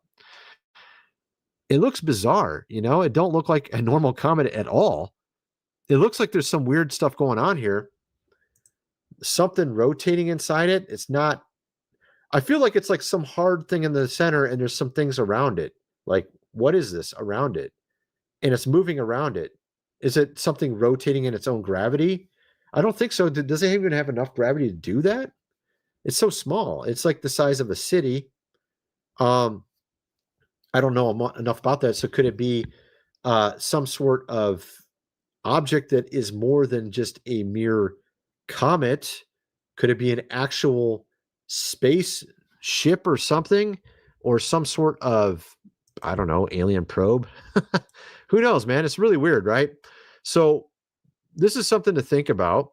I'm not saying that is what it is, but it is kind of interesting how NASA puts out these extremely blurry pictures when you can get literally a telescope off of Amazon for approximately $3,000. This is just the lens itself. This is the optical tube, I mean. But you can buy this entire thing for about $3,000. And one of the best pictures we have of it came from one of these telescopes. And yet NASA gets $50 billion a year and it can't even produce something as good as this did. Right? That's really absolutely insane to think about when they're putting out pictures like this. Right? So that I think that's really interesting how it looks. What is this thing? Very, very interesting. Could it be this object is much more than a comet? Could it actually be some sort of spaceship or something intelligent? You know, I mean, it's obviously using gravity for the most part to move through space, which makes sense. You want to conserve energy. Even with our alleged rockets, that's what we do. Same thing. Once it comes around the Earth, sort of uses the gravitational pull, right? That's what they say. It would make sense that it would use gravity more so because you only have limited resources. You can't, like if you're flying for a long period of time, you don't want to be using much of anything else if it was indeed a spacecraft. At any rate, so there's that. Let me know what you guys think about that. Then we got this here with Elon talking about the future and that it's going to be full of robots. And because robots can work 24/7, because they don't have to eat, they don't have to sleep, they don't have to rest, they don't get bored, all blah, blah, blah, that they can do 10 times the work that we can, or perhaps 10 times, especially when they get really fast. He's saying that basically everything will be extremely cheap in the future because these robots will become so efficient. It does make sense when you think it thoroughly through, because labor obviously costs a lot. That goes into the cost of everything. And also because of supply and demand, these companies will end up lowering their prices. So everything would get very, very cheap. However, if you're not working, though, even if it's a lot cheaper, let's say it costs 1/10 as much for everything. Let's say a house costs 1/10 as much. Your car costs 1/10 as much. Food costs 1/10 as much. All this, et cetera, et cetera. Even if it's 1/10 as much, if you don't have any job at all, it's going to be kind of hard to afford it, right? So my whole concern is, can you actually make this work where if everything is a lot cheaper, where are we going to get our money from? That's a question I'm asking. And of course, if you have a robot of your own, you can't like license it out to do contract work because it will be very cheap wages, because again, everything's cheap. You see what I mean? So that's my whole concern. I think it would be still humans would be obviously involved in storytelling or whatever, a lot of different things, maybe certain types of things where people just want people to do it. You know what I mean? Work that people just want people to do. Even it could be like a carpenter or somebody does something in your home. But the question is, where will all the wages come from? It's a little tricky to think about.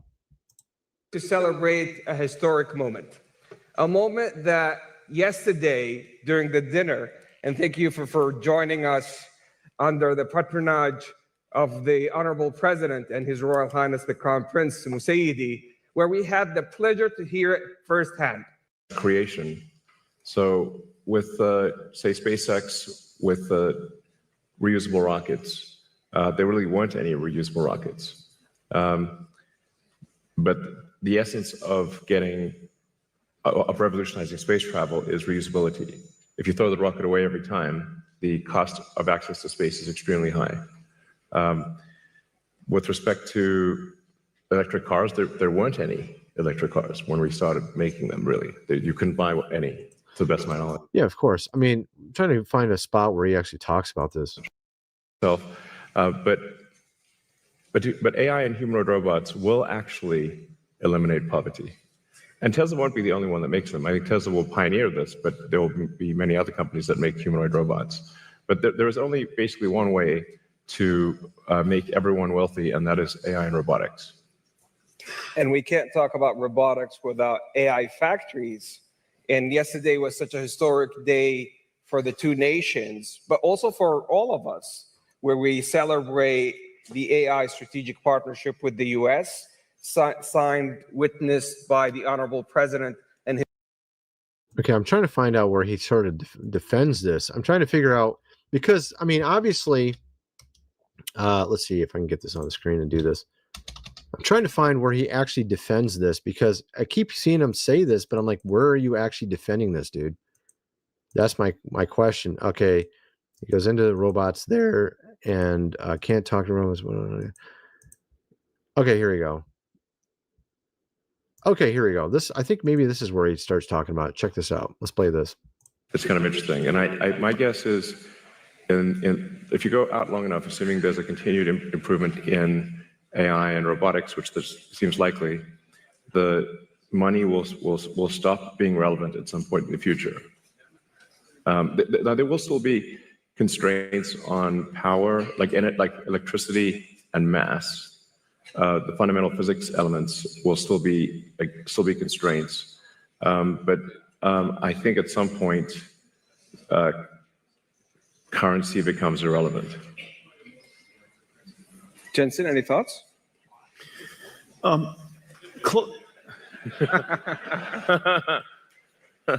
the way, the NVIDIA earnings call is later today. Yeah, this guy's from NVIDIA. And by the way, since currency is relevant. Cheers. Elon just wants to share with you some breaking news. This is kind of interesting. So obviously he's saying money would become irrelevant.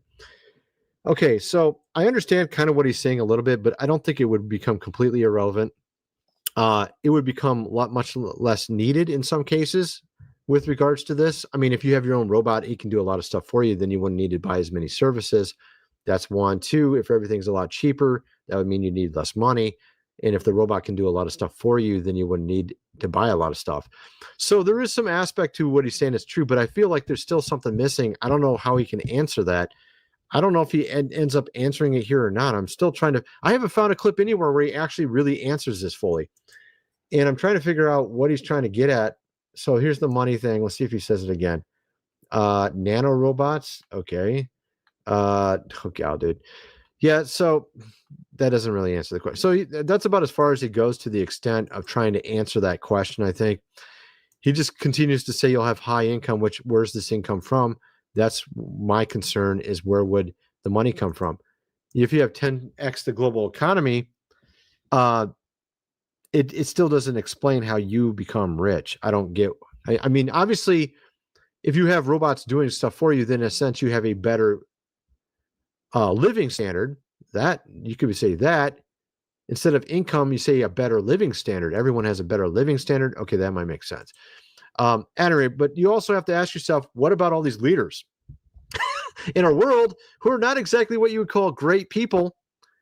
Don't you think they might want to use this in a nefarious or bad way? You got this movie, The iRobot. You got The Matrix, where, AI takes over. You got Terminator, where AI takes over. I mean, honestly, with the people running the show right now, I really don't have these high aspirations that things are going to turn out like he's saying.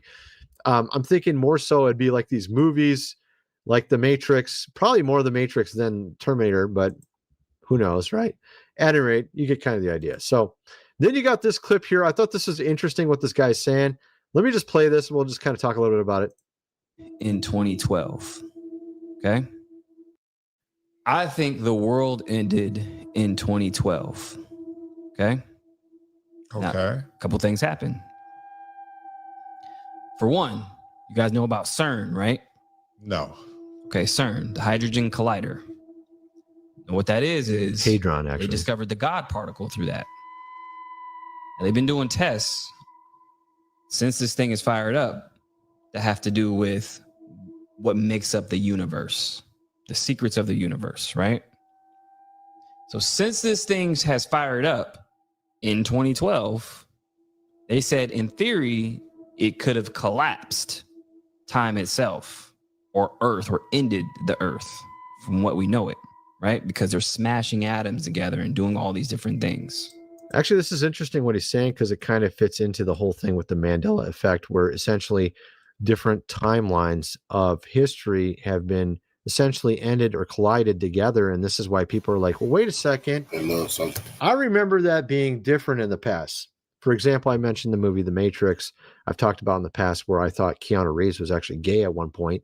In time, I've actually found old web pages from like 1997, 1996, saying the same thing I was thinking back then, but they say he never was gay today. They say, no, he was married to a woman. He never was gay. But I remember seeing on the TV him being with a guy. I remember seeing it, and it never happened, apparently. And I've seen even websites documenting what I'm saying as well from a long time ago. So that fired up in 2012. What movie was about a world-ending event? 2012? 2012. Oh, that was a good movie, dude. Okay. So after all that, I think after 2012, other timelines have been colliding with each other, right? So, well, actually, it kind of makes sense because also they weren't able to predict what would happen after 2012. If that other technology, which we've heard about as well, looking glass, if that's actually legit and real, they said after 2012 they had no more control over it. Perhaps they're just playing mad scientist with it. I don't know. This is something people wonder about. I'm not saying I know for sure this is the case, but it is kind of interesting. That is around the time CERN was fired up. It is exactly around the time when the whole Mandela effect came into being. At any rate, so you got that as well. I was going to talk, maybe I'll talk about this tomorrow. Nala, apparently there's some big drama on her. Anyway, I'm kind of wondering what some of you guys think. Let me know in the comment section below, and thanks for watching.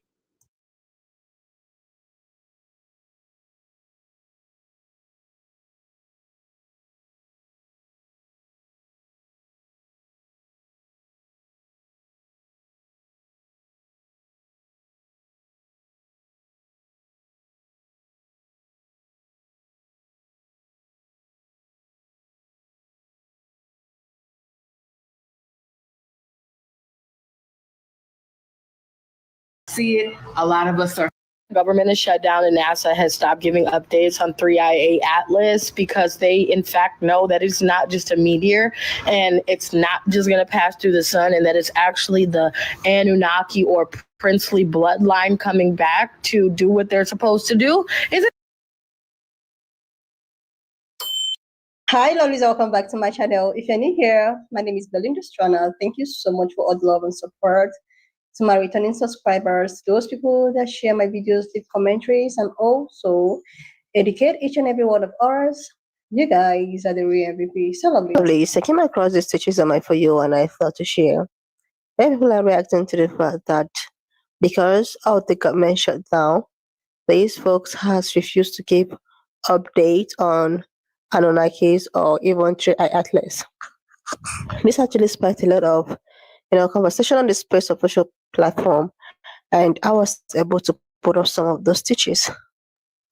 I'm just going to wrote this, stitch, and as well as some of other stitches I was able to put together about this Anunnaki. Please leave me your own thought in the comment section. For the sake of this video, And please do not forget that we do not support any form of bullying and harassment. All right, lovely, The government is shut down, and NASA has stopped giving updates on 3IA Atlas because they, in fact, know that it's not just a meteor and it's not just going to pass through the sun, and that it's actually the Anunnaki or princely bloodline coming back to do what they're supposed to do. Is insane. And if you don't know who the Anunnaki are and what they relate to and the pantheon behind them, just know that there was a time when they were supposed to return. And at this time, it was not good. They were going to the planet Nabaru, and they're supposed to be on their way back. And all the distractions down here on Earth are distracting.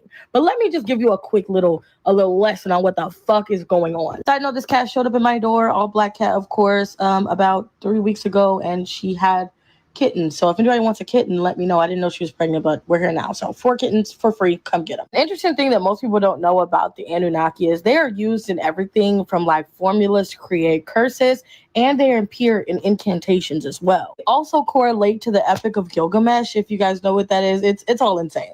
There are these Anu sky gods that are from around the time of ancient Mesopotamia, and they are all named like in ancient like Mesopotamian texts. They are named by name, and you can find each and every single one. They're a part of like a Babylonian creation story, and they narrate someone named Murdoch, and they assign 300 Anunnaki gods for duty in the heavens and the same number of duty in the netherworlds, giving a total of 600 of these Anunnaki. Now, these are major deities of the Mesopotamian pantheon, and the geological relationship were different than those of the individual deities that were part of the Anunnaki. They had specific things that did not really align with where they were at. Nevertheless, these Sumerian deities were very significant. They were said to have this whole little spiel about determining the fate of humans. This is what they looked like. They had these wings, these nice little hats. They were sky gods for sure, 100%. There are major similarities between them, which would be the Anunnaki, and the Nephilim, which were the fallen angels that abandoned their watch posts.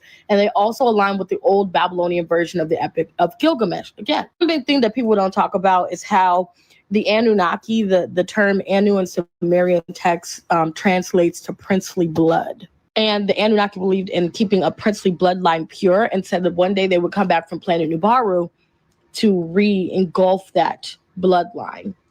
And basically redetermine the fate of humans. And that's 3i Atlas.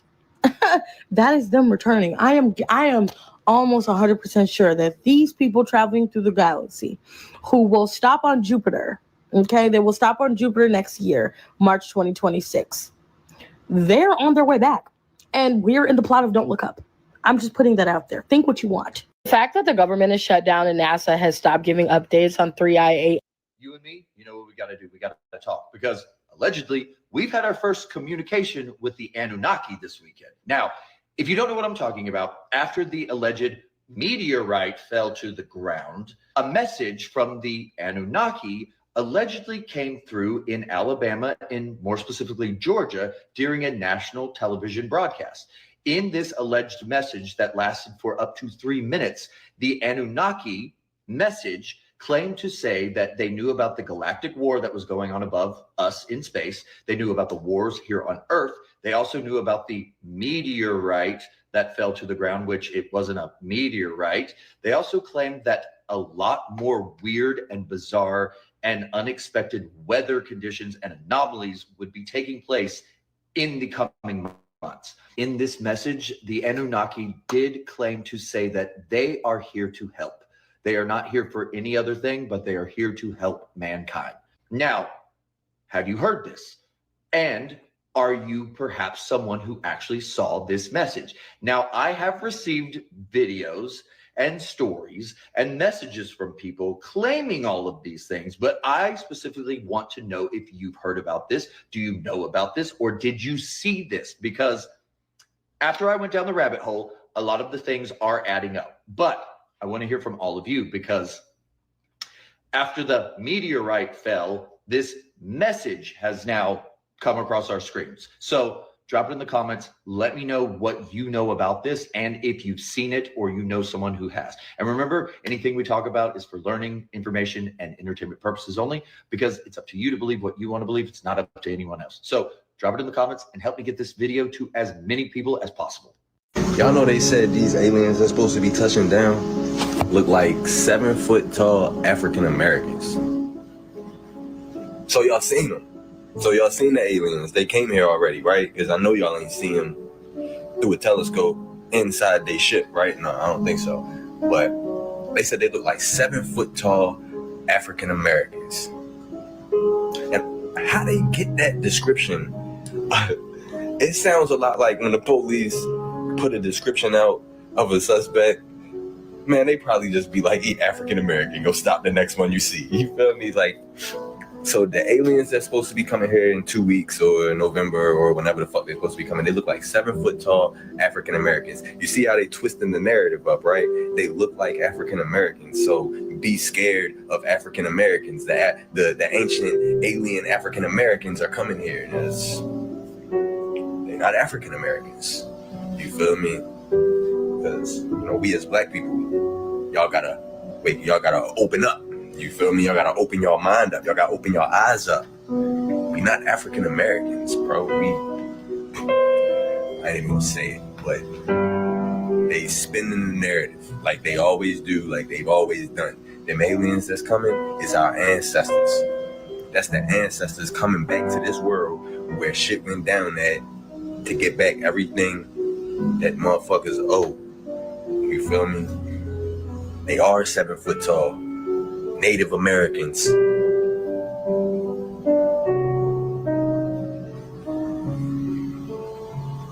They 7 foot tall Native American ancestors coming back for this land. Why you think they coming to Miami?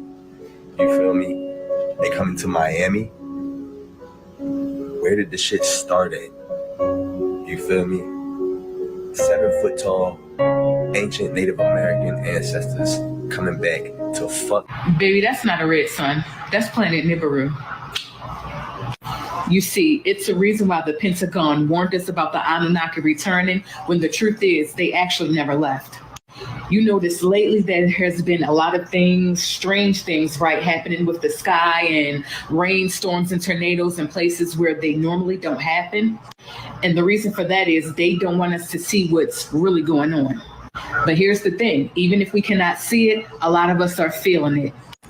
Energetically, a lot of us are being lightheaded, having headaches, being totally exhausted, sleeping like a newborn baby. A lot of us are changing our diets, the way we eat, the people that we are around, our environments, the whole nine. And the reason for that is the shift in frequency. See, it's going to come to a point where a lot of us are forced to actually vibrate higher. It's the reason why the Schumann resonance is through the roof like it has been. And all these solar flares that have been hitting the earth as well. When I tell y'all, when these people pull up in this spaceship and they get off and they like 10 foot tall and they look like, never mind, y'all probably already think I'm crazy. There you go. And they're coming back on 3i Atlas. How'd they come here to an interview? You know, you think they'll be down with the podcast? Yeah. You think the Anunnaki would be proud of me and you for this podcast? Absolutely. I think so. They're like, you guys are the epitome of everything that we work so hard for. Exactly. You were what we were trying to create as they steal my gold chain and my ring and shit. So, I mean, it definitely would be some shit though. December, whatever, you know, right before Christmas, Anunnaki show up. They're back. Hey guys, we're back, bitches.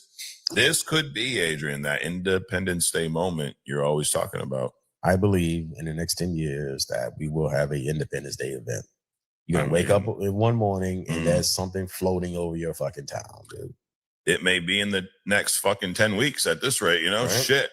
Honestly, Adrian, if you're making a prediction here, what do you think? You think this is just a bullshit fucking rock floating by us? I think it's a bullshit rock floating by us. Yeah. I don't think it's anything significant. I do like a good conspiracy. The one about the Anunnaki is actually really a good conspiracy. But everybody's saying that they seen NASA talking about that they're coming back, which I don't think is correct. There was somebody who used to work at NASA and something along the sort. But nonetheless, right, I hear a lot of black people saying like, oh, you know, they're black and that they are not the same. If they happen to come back, right, I don't care if they're black, blue, or purple. You got to understand that there's one thing about this conspiracy that everybody worldwide agreed upon, right? Everybody agreed upon one thing, right? They were trying to create a slave race of people. They wanted slaves. They wanted to conquer, right? No matter how they look, They wanted to enslave people. Don't fall for no tricks. Even if this is true or not true, don't you fall for no tricks. This land is being returned back to the indigenous people. And when I say land, I mean the whole planet Earth is being returned back to us. Don't y'all know that it's 70 degrees here in Colorado? It's November. According to these Colorado natives, that's not normal. It normally snows during these times, not this year. I'm going to tell y'all the reason behind that. Because the indigenous people of this planet has awakened. Therefore, the climate is changing. You know how they used to talk about global warming in school? They were talking about us. They knew that during these times, we will be awakening. This planet, Earth, knows who belongs to it. Even here in America, you know, this whole planet knows that we are indigenous to it. Y'all need to stop arguing with motherfuckers on TikTok about who's the real indigenous people are. This land knows. They're being removed off this bitch, not us. The government shutdown is not coming back up. This is endgame. No more of that. The Anunnakis are responsible for the government shutdown. You didn't think that Orange Man had anything to do with this, right? He don't have the power that people think he has. No. The Anunnaki caused the government to shut down because they are trying to restore us. They're trying to help us because of guilt and shame of what they've done to us. They created this matrix, put us through slavery, created a group of people to go against us. You know, when they descended here to Africa, they created Caucasian race, African race, you know, the ones who look like us, but they ain't us. They created Asian people. So those are your children of the Anunnakis, not us. We are primordial beings. We come from the primordial waters. Have you ever heard of a story of the Taino people? They used to talk about how they came from the waters. Yeah, like our ancestors dead ass came from the waters, you know? We are not children of the Anunnakis. I'm gonna need y'all to figure out who the fuck y'all are and stop trying to be claiming a title so bad. These are exciting times to be alive. Have y'all heard about Jamaica? Jamaica, after their hurricane, there were new rivers that was formed. How beautiful is that? Do y'all not see what's happening right now? So just watch everything unfold because everything is being returned back to us. These are what people call aliens or advanced. I call them advanced beings because we look a lot like them and they look a lot like us. There is some distinction. They were distinguishable from humans, but they look just like humans in the biblical text. In the Bible, in some texts, they call them the Anak, A-N-A-K, the Anunnaki, the Anak. They say we were grasshoppers in their eyesight. They were big people. And these people came from heaven to earth. And in the Naturu, in ancient Egypt, they say the Naturu came down from heaven to earth and turned mud into a kingdom. In the Aboriginal culture, the Aboriginal elder, I've been on walkabouts in the outback. The Aboriginal elders, verbal handed down history for thousands of years. We were seeded on this planet by the Pleiadians. They brought us here. We were the first people here. You go to the Hopi tribe, the Lakota tribe. Our star brothers seeded us on this planet. I mean, we keep slapping our ancient ancestors in the face, doubting their wisdom and doubting their understanding of what really happened, doubting their drawings that they left behind and their texts that left behind by coming up with their own modern day mainstream idea of what we think happened when they left the proof and the evidence right for us. Son of this, the idea of Anunnaki returning has evolved from ancient Mesopotamia and into a modern cultural phenomenon, blending science, fiction, and alternative speculation. In tradition, Sumerist texts, the Anunnaki were divine figures associated with creation, kingship, and cosmic order. Over time, contemporary interpretation expanded them into extraterrestrial architects of early civilization. Although these interpretations have no empirical basis, They continue to influence storyline telling, internet culture, and symbolic discussion about humanity, origin, and future. Within this landscape, the concept of three-eye atlas represents the nearest or the next layer of speculative imagination, whether seen as an advanced system, a dimensional gateway, or a technological structure. It functions as a narrative truth, a bridge between ancient might and futuristic possibility. The pairing of the Anunnaki with something called the Three-Eye Atlas suggests a union of old and new ancient comic being, reimagined through the advanced phase of platform. You know, in this framework, Three-Eye Atlas is not just a device but a symbol. It embodies expansion of knowledge, integration of intelligence, and the mapping of reality across multiple planes. It positions humanity as standing on the threshold of profound transformation, one in which old merges with emerged technological evolution. The storyline then becomes less about literal beings descending from the sky and more about humanity confronting its own desire for meaning, power, and belongings in the universe. Speculations about an Anunnaki return through such a system often reflect deeper human questions. What would it mean to encounter a civilization order and more advanced than ours? How would humanity respond to the collapse of familiar boundaries between science and might, between the physical and the metaphysical, between earthly identity and comic perspective? The Anunnaki serves as a canvas on which these uncertainties are projected. Three-eye atlas functions as the mechanism through which those projections converge. The narrative also carries a cautionary dimension.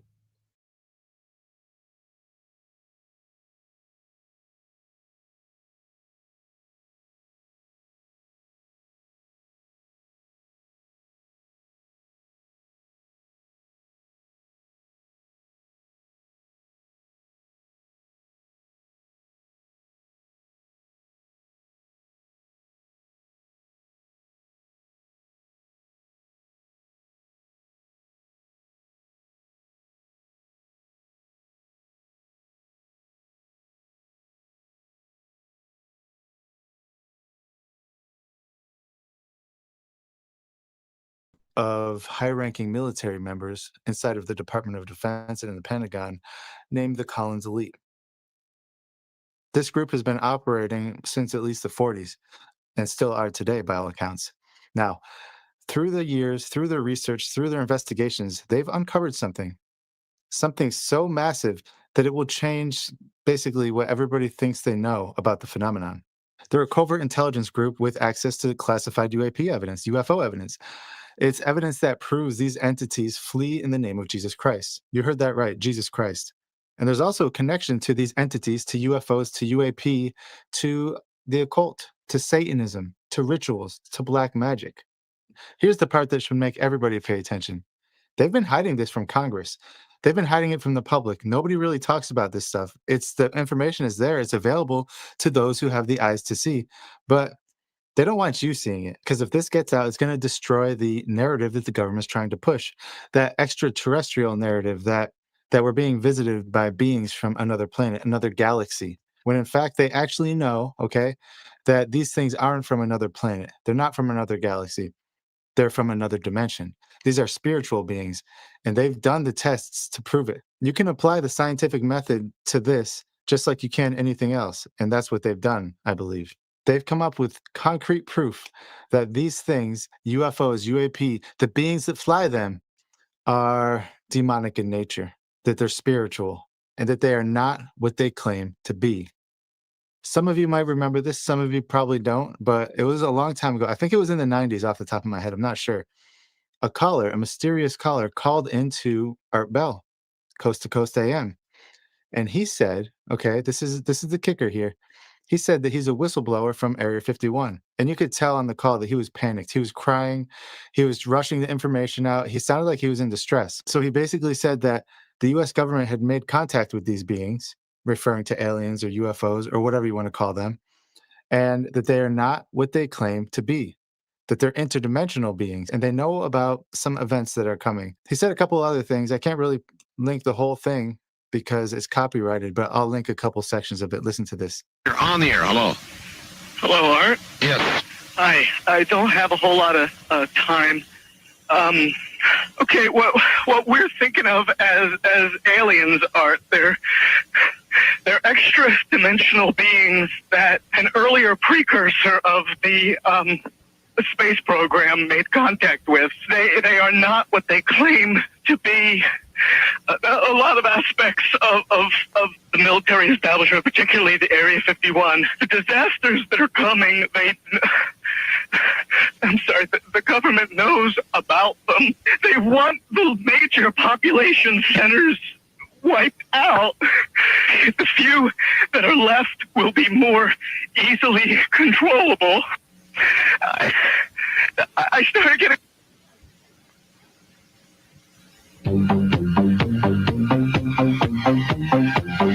In some way, something knocked us off the air, and we're on a backup system now. Now, you tell me, because you were listening. That was awful strange. There was a really weird guy on the air when it went off? Real weirded out, like crying and everything. Yeah.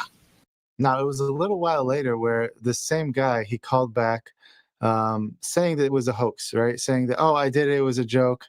Ha, ha, ha. All funny. But I think it's obvious to those who know that that was a forced confession. They got to him. They said, if you don't call Art Bell and say that it was all a hoax, say that was just kidding, there's going to be extreme consequences for you and your family. Any reasonable person would call and say, hey, sorry, it was me. This stuff isn't real, right? And then you have a U.S. Congresswoman recently coming out saying that these things are interdimensional. I think she said it on Joe Rogan. Here's the clip. But I was actually able to ask some of the witnesses, what are these things?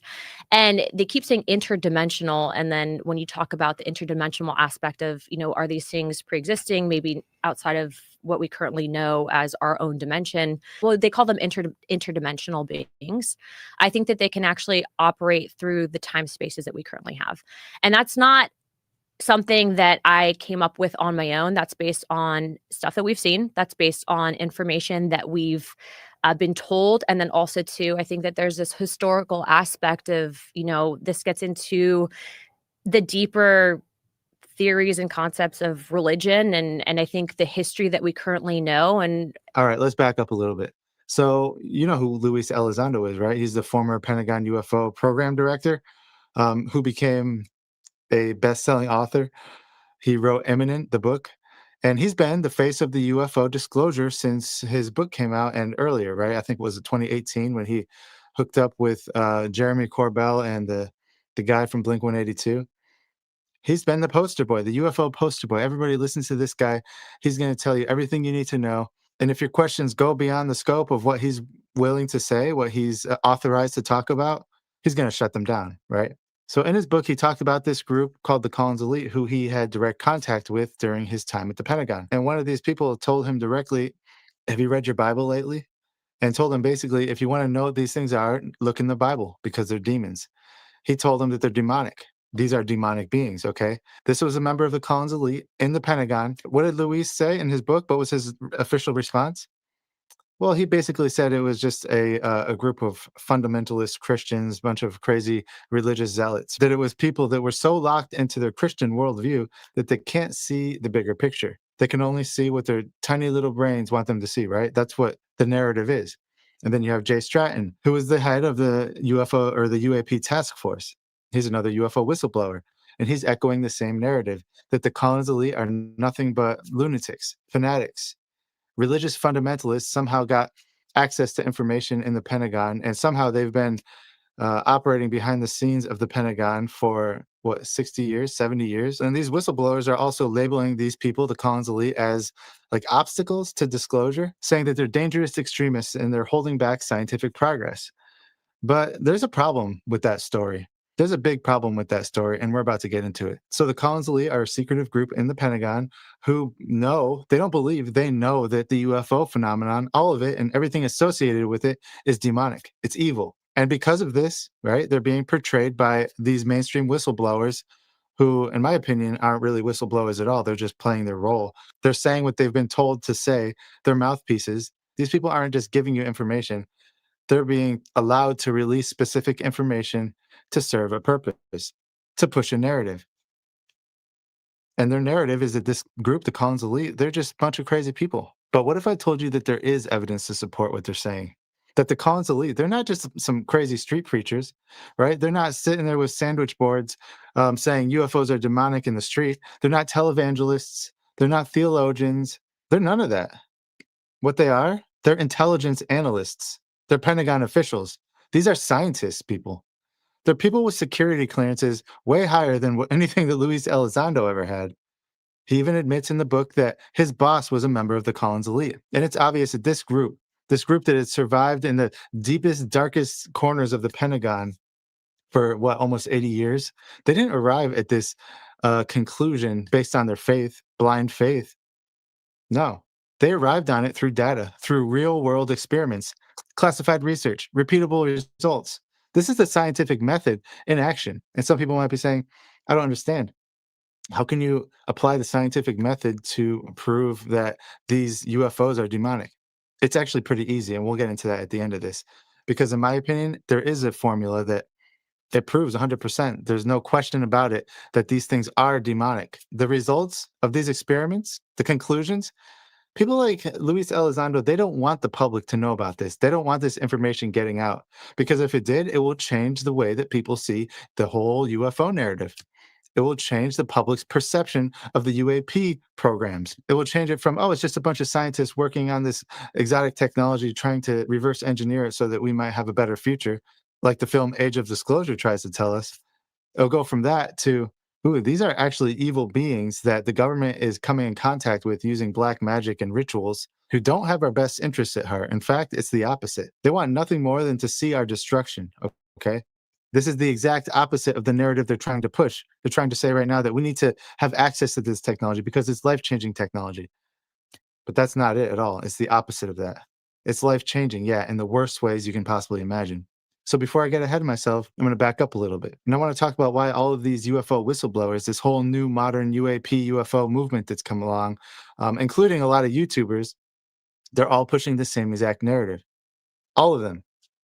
And I don't want to name names, but like all of the popular YouTubers who now have blown up and talk about the UFO subject, they're just echoing exactly what Luis Elizondo says, exactly what Jay Stratton says, exactly what all these mainstream people are saying. And furthermore, they're all pushing the same idea that the Collins elite was nothing but a bunch of crazy Christian fundamentalists. So I want you to ask yourself, why is everybody who is somebody in the UFO field nowadays, right?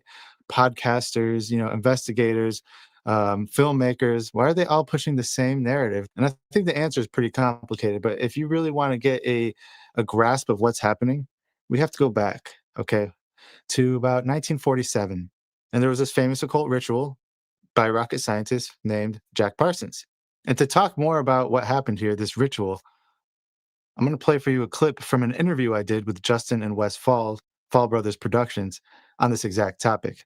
Watch this clip, and then I'll see you guys at the end of it. There was an event that took place back in the late 40s known as the Babylon Working Ritual. Now, this was a ritual that was carried out by Jack Parsons, JPL. People will even to this day say that JPL stands for Jack Parsons Laboratories, but on paper, it's Jet Propulsion Laboratories. JPL is major. It's a historic, so much surrounding this, so much history here. Jack Parsons was not professionally trained, yet he was tapping into high technology and building rockets. How do you do that without any type of formal training? There were no rocket programs in America before Jack Parsons. This is paramount to understand. This guy was tapping into, theosophy, thelema, Thelema, the religion of Aleister Crowley. He was a disciple of Aleister Crowley, and he was working with L. Ron Hubbard, who was the founder of Scientology. Interestingly, not only did L. Ron Hubbard start Scientology, but he was a science fiction writer. The movie Battlefield Earth with John Travolta, well, that was written by L. Ron Hubbard. Interestingly, also, John Travolta is a Scientologist, right? Now, I mention this because this is a man who writes science fiction, yet he started a religion based on science fiction. There has to be something in there where he's getting these clues and these ideas. He's getting these from another realm. From that point, they ripped a hole open into space-time. And from that point afterwards, you had, regardless of what Parsons actually successfully completed during that with the Whore of Babylon and different things, after that, you had the Roswell incident. You had the Kenneth Arnold sightings. You had in '53, there was the swarm of UFOs that flew over the White House. And so there's this unleashing of supernatural activity that took place after that ritual was performed. Babylon working was successful, according to Jack Parsons. Matter of fact, Parsons said in his Antichrist Manifesto that they were successful and that a child was conceived in that act, and that there was a spirit known as Hilarion. The Whore of Babylon was what they were trying to bring about.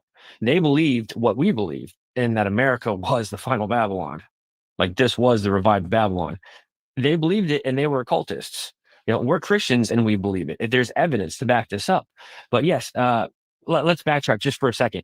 What happened was they opened up this portal. They created a rift, and entities began to come through, not just this Whore of Babylon being birthed, but other entities, because people all over the place started having paranormal encounters, and they began to report this to law enforcement, report this to the FBI, report this to whatever agency they could get in touch with.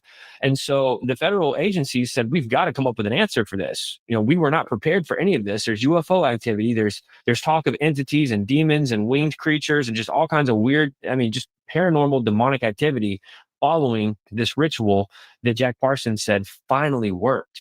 Wow. They did the ritual for a couple years. It finally worked, finally stuck. And that's what a scientist does. A scientist is going to work at something. He's going to work at the hypothesis until it's proven true or false.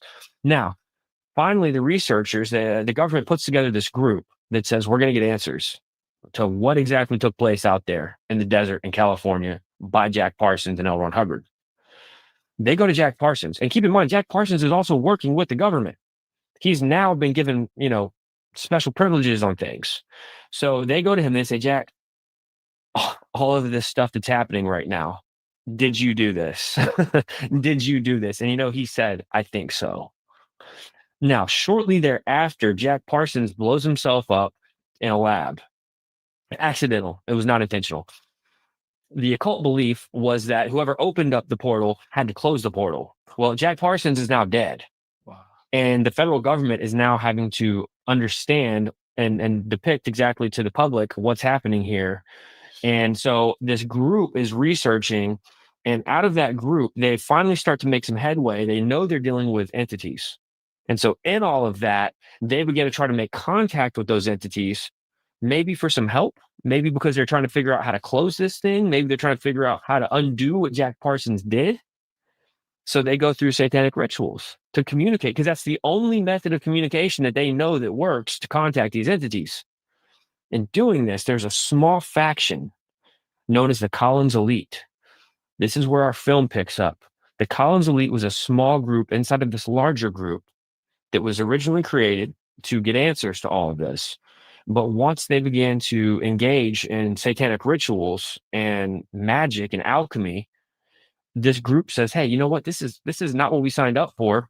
This small group raises up. It's a faction. It's a counterpoint group, which means that they're no longer in agreement with the big group. They have a different opinion. They say, we have a Christian worldview. This goes against our Christian worldview. And so they see that entities are being channeled and communicated with. And now technology is being given through these rituals to these other members of the government. So the Collins Elite says, whoa, this is dangerous. You guys are really playing with fire here. We can't support this. We can't do this.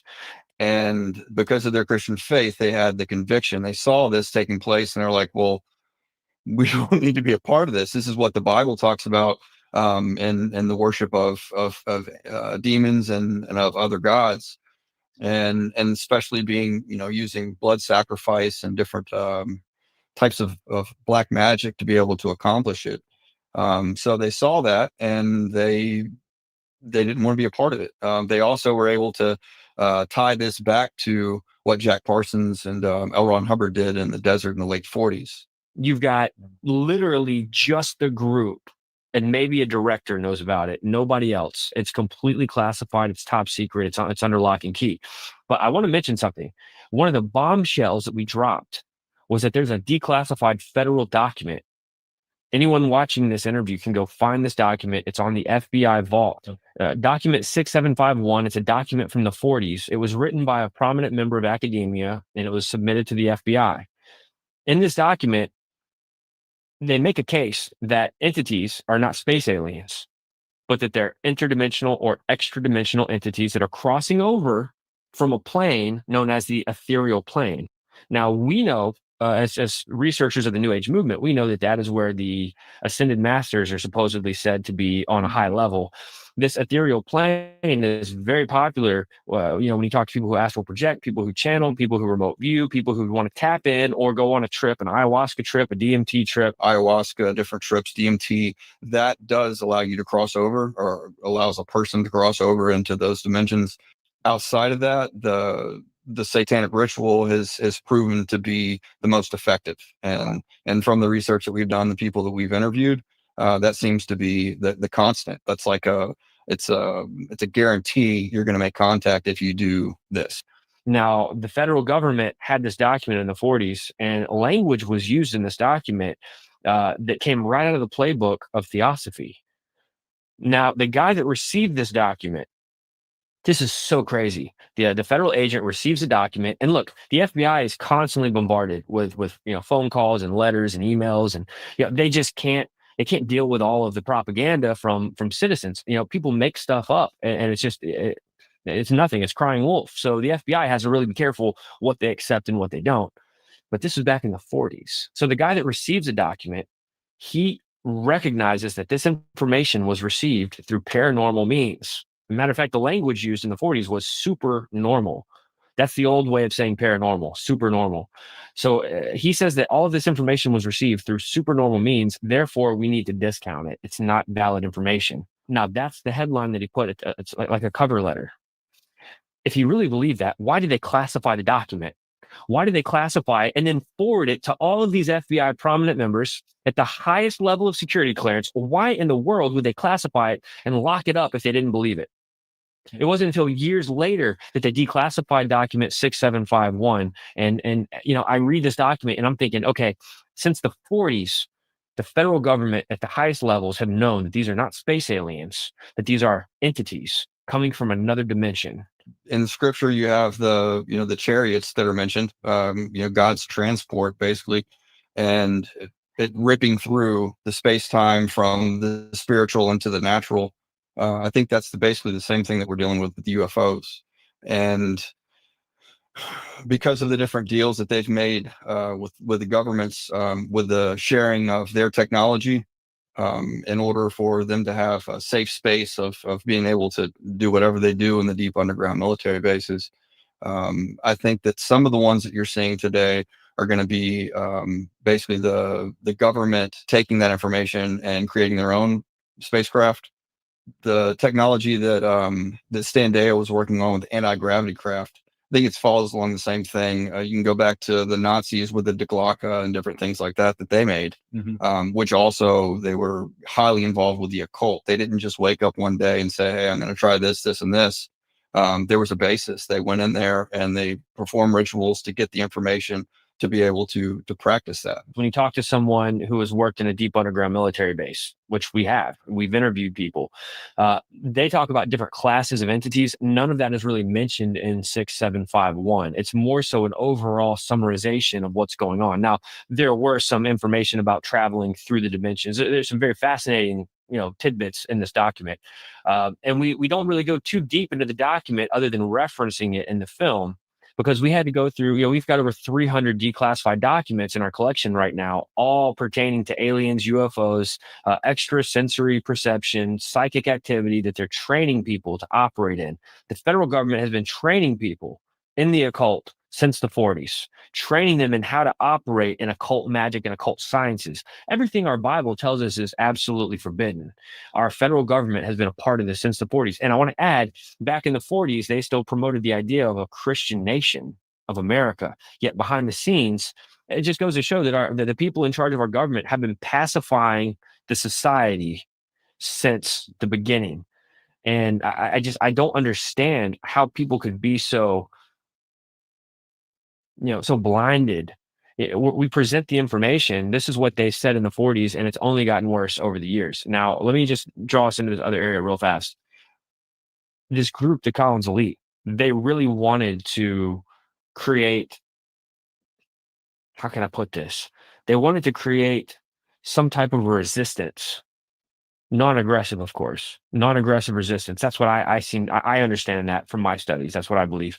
They wanted a non-aggressive resistance to what was taking place, because they saw that when a man or a group of men began to communicate with these entities, the hunger for power gets greater and greater and greater. And then you're no longer trying to get answers. You're now wanting to ask them to give you blessings. You're now getting technology and information from these entities, and you're utilizing it in the way that you structure your government moving forward. And you would say, well, why would these entities need the government? It's not a matter of them needing the government. It's a matter of setting up this scene for the end times deception where the Antichrist is going to unite the governments of the world. It's all part of their long game. They've been working on this since the beginning of time. It didn't work at the Tower of Babel. The Lord ended it quickly, but here we are today. So here's what the mainstream UFO community, ufologists, UAP people, okay, what they're not going to tell you about this. None of them. You're not going to hear this from any of them at all. And this is where the Collins Elite research becomes, in my opinion, truly scientific. Because these are actual spiritual entities. And I think it can be proven. Fallen angels, demons, like I was saying, the demons are inhabiting these meat suits. And if that's the case, then biblical authority, the authority of Jesus Christ, should have an effect on them, right? And it does. Researcher Joe Jordan and Wes Clark, they were directors of MUFON, I think, the Mutual UFO Network. It's one of the largest UFO investigation groups in the country, or maybe even in the world. I'm not sure. But they began documenting something extraordinary. I think it was in the early to late 90s. They would get called out and people would tell them about their abductions. And a lot of people that were experiencing these abductions, these terrifying encounters with the Greys, with other alien species, they were having these medical procedures done to them, paralysis. They were being taken aboard these craft, these UFOs. They were discovering that the experience would stop. They can get it to stop. How? By calling on the name of Jesus Christ. And no, not as like a magic word, not as some good luck charm or something, but through genuine faith of the authority through Christ. Because the Bible tells us that faith in Christ gives believers power over the demonic realm. And if these things are in fact demonic, we should be able to see that. And we do. So Joe Jordan and Wes Clark started collecting these testimonies. At first they got a few here and there, and then dozens, and then hundreds. And then now I think it's up to like 800 documented cases where alien abductions stop immediately when the experiencer, who is a Christian, calls upon the name of Jesus. He's never got one report of the name of Buddha working, not Allah, not the universal consciousness, not in the name of the universe, please stop this. No, it's Jesus Christ and only Jesus Christ. These entities would vanish mid-abduction. They would find themselves back in their bed. The crafts would just be gone, and they would never have an experience again. The terror that they would sometimes be exposed to their entire life would end. That was it. That was the last time. And here's the critical part of this information. This only worked. It only worked when the people were real committed Christians, people with an actual genuine relationship to Christ. They documented that even if it was like some new age practitioner who would call on like the cosmic Christ, it didn't work. That is repeatable results. And this is exactly what the Collins Elite discovered. Okay. They discovered through classified research, through US military testing, because according to other whistleblowers, in order for you to enter one of the deep underground military bases, right, one of the DUMBs, you need to sign a waiver saying that you will not, under any circumstances, use the name of Jesus Christ. You can't use it if you stub your toe. You can't say it as a swear word. You can't say it in passing. You can't use the name in these bases. Don't believe me? Listen to this clip. That he had to sign an affidavit before he could go in this facility, that he wouldn't even use the name Jesus, even as a cuss word in this deep underground military base. And this goes right back to what Joe Jordan says, is that hundreds of cases of alien abduction completely halted at the name of Jesus being proclaimed. Even if he stubbed his toe as a cuss word, he couldn't say Jesus. I'll go back to the quote from Aleister Crowley. We mentioned this in the film, but he says that today we're calling them angels and demons. Tomorrow we'll call them something else. You see what I'm saying?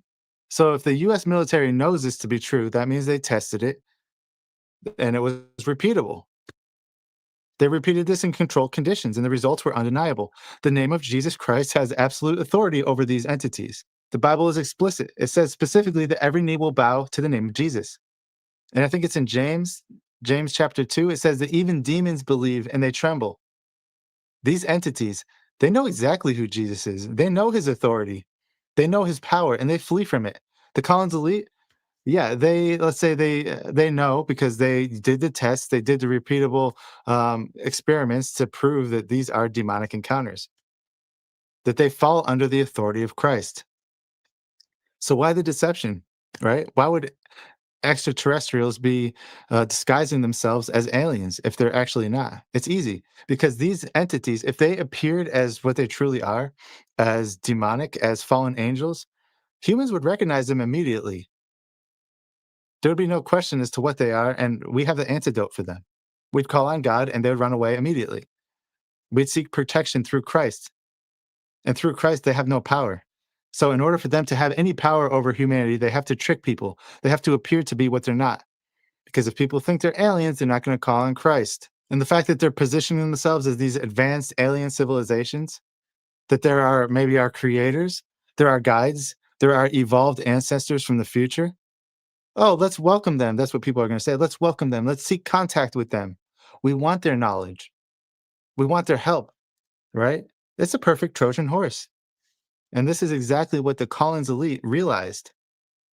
They saw the data, they saw the patterns, and they pieced it together one by one. And it's obvious through this modern disclosure movement that people like Luis Elizondo and all the UFO podcasters are pushing. That's what they're aiming for. They want this alien disclosure moment. This new documentary, The Age of Disclosure, that just came out. All these things that are happening, they're being pushed by the mainstream. They want the public to be all in on this, so that way, when the announcement happens, a moment when world governments come together and reveal that we've been in contact with extraterrestrial civilizations, but they're here to help us, they're here to help us evolve, it's over after that. Because they're not extraterrestrials, they're extra-dimensional. These are the same fallen angels that rebelled against God. So why are they hiding this? Why are they hiding the authority of Jesus Christ when it comes to the context of UFOs, aliens, all sorts of paranormal things? Not just that, by the way. Why are they hiding it from people? And furthermore, why does the entire mainstream UFO disclosure movement avoid this topic like the plague? If people find out that these are actually demons and they can be stopped by Christians who are using their biblical authority in Christ, their entire narrative will collapse. Think about that. Think about what's at stake. The whole UFO disclosure movement is positioning itself to be the next great leap in human understanding. We're being told right now that contact with these advanced extraterrestrial societies, civilizations, to revolutionize technology, philosophy, spirituality. But if it's revealed that these entities are demonic, or B, they've been deceiving us for thousands of years, for millennia, and C, that they can be defeated through Christian faith, through the authority of Jesus himself, then the Bible suddenly, it becomes vindicated in mainstream society. Christianity is proven true, and these entities that aren't here to help us, they're here to destroy us, well, that becomes public knowledge. And their whole narrative collapses on its face.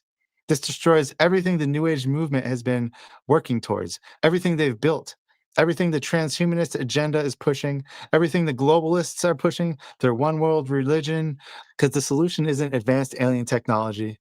It's not higher consciousnesses. It's not evolving into the next phase. It's not humans becoming gods. No, the solution is simple. It's Jesus Christ, the same Jesus Christ that entities flee from in terror. And that the fact that the Collins elite figured this out decades ago, it speaks volumes. And that's the exact reason why mainstream ufology, mainstream UFO podcasters, all these people are terrified of it. They want nothing to do with it. They won't talk about Jesus like that. They never talk about his authority because they're not part of it. They don't have his authority. So to them, that's just this weird, strange thing. Like, I don't understand why people think it's some religious thing. It's not a religious thing.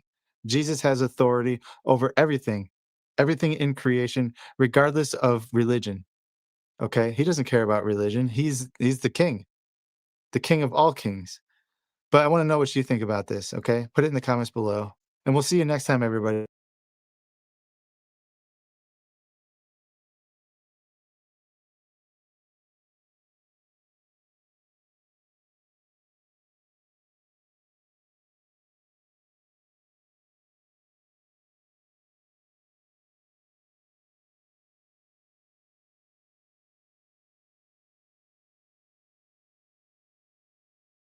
In a place where no comet should be, and with it, the ancient warning has started again.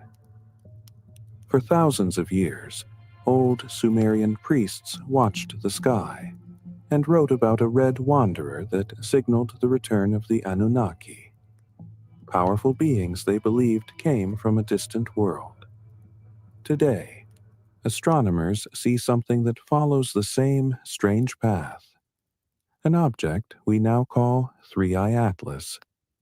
This story connects the ancient prophecy with the new light in our sky, and asks why so many signs point to a return that may already be beginning.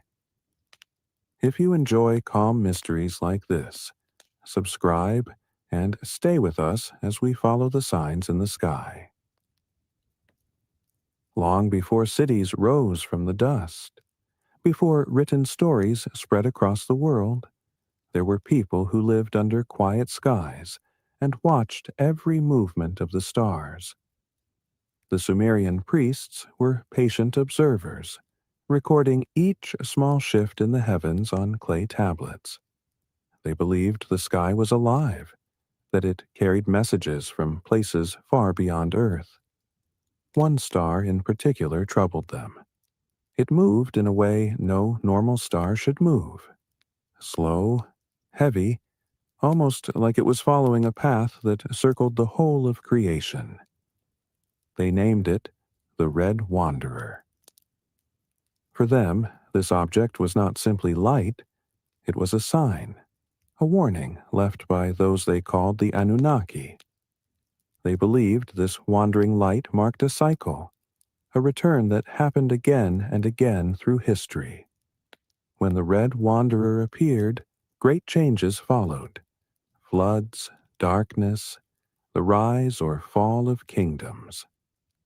Today, astronomers speak of a strange interstellar object that behaves in a similar way, and they have given it a new name.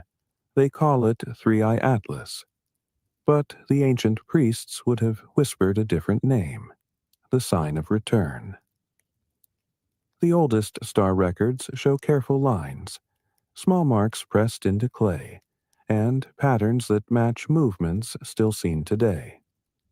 Modern astronomers sometimes compare these old star maps with the path of Three-Eye Atlas, and the similarities are difficult to ignore.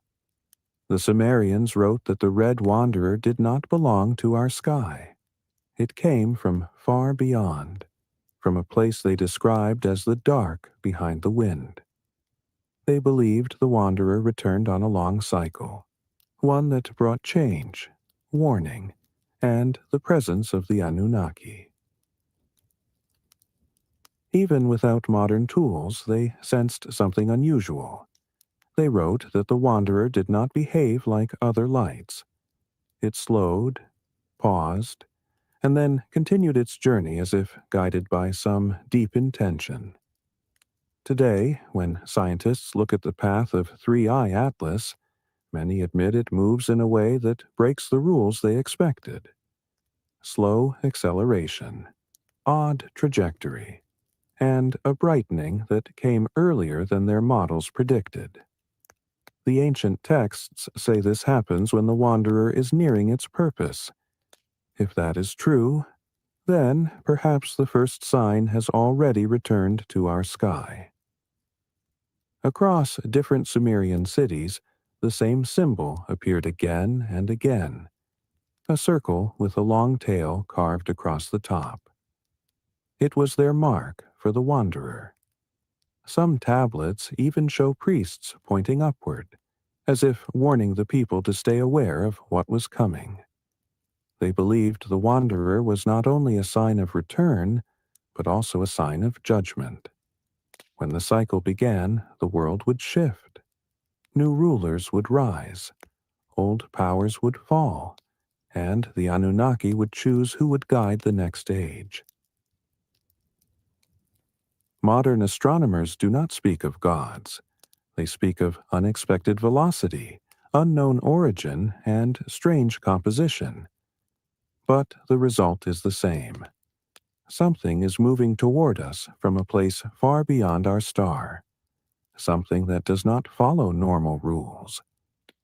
The Sumerians would say this means the cycle has opened once more, and that the first light of the prophecy is already here.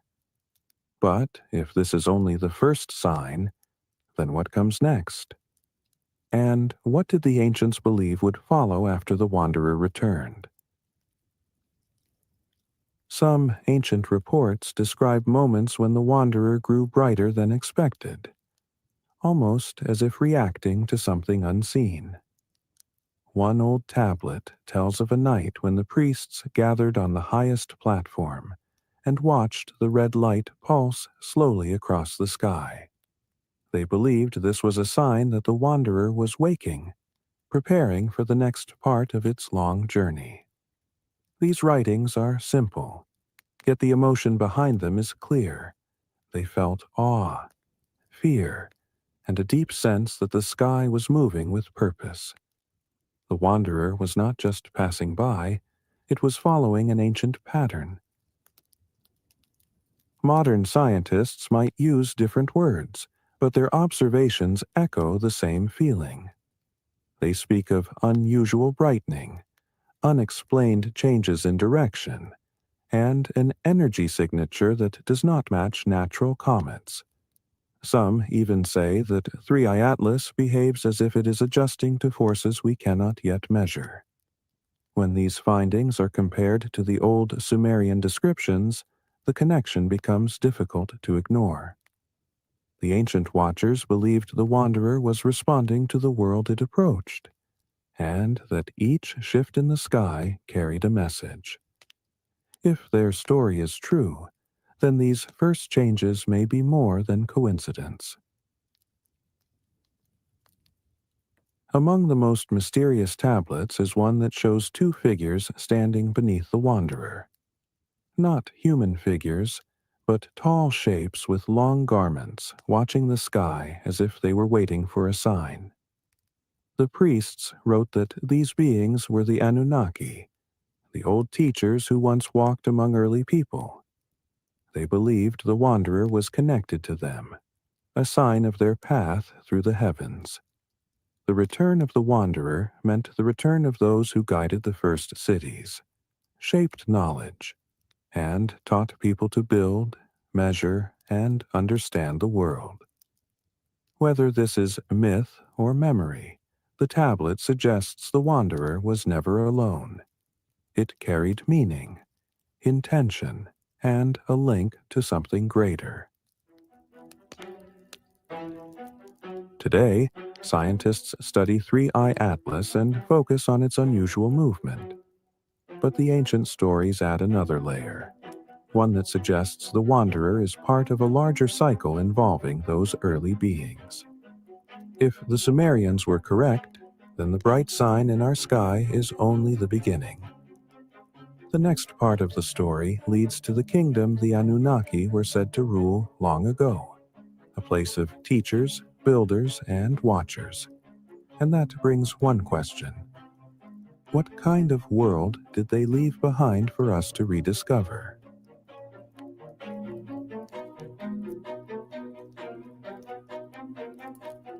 long before recorded history, long before the first cities, the first books, or the first kings. The old stories say the Anunnaki walked the early earth.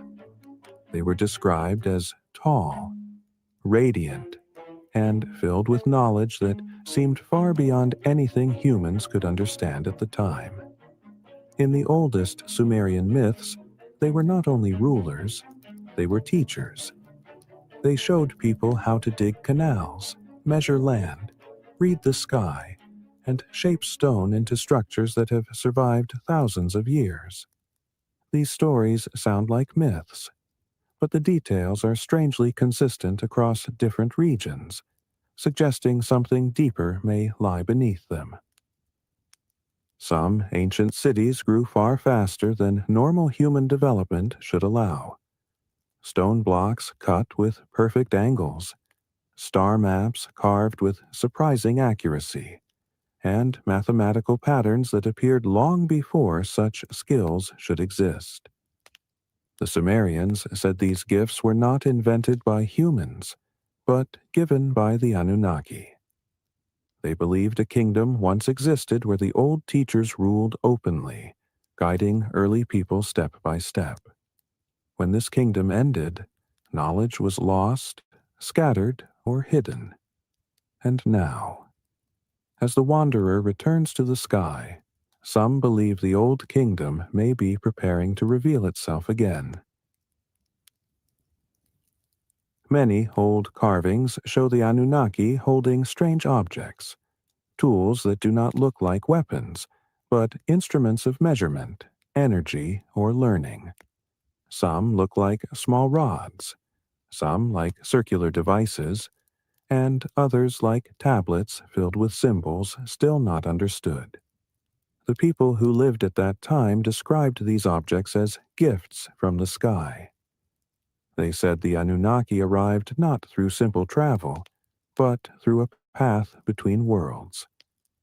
These ideas may sound impossible today, yet the carvings and symbols repeat the same message again and again. Knowledge came from above, and it changed everything. When modern researchers compare old mythologies from Mesopotamia, Anatolia, and even early India, they find surprising overlap. Stories of sky beings, stories of teachers who arrived suddenly, stories of builders who shaped cities and then vanished.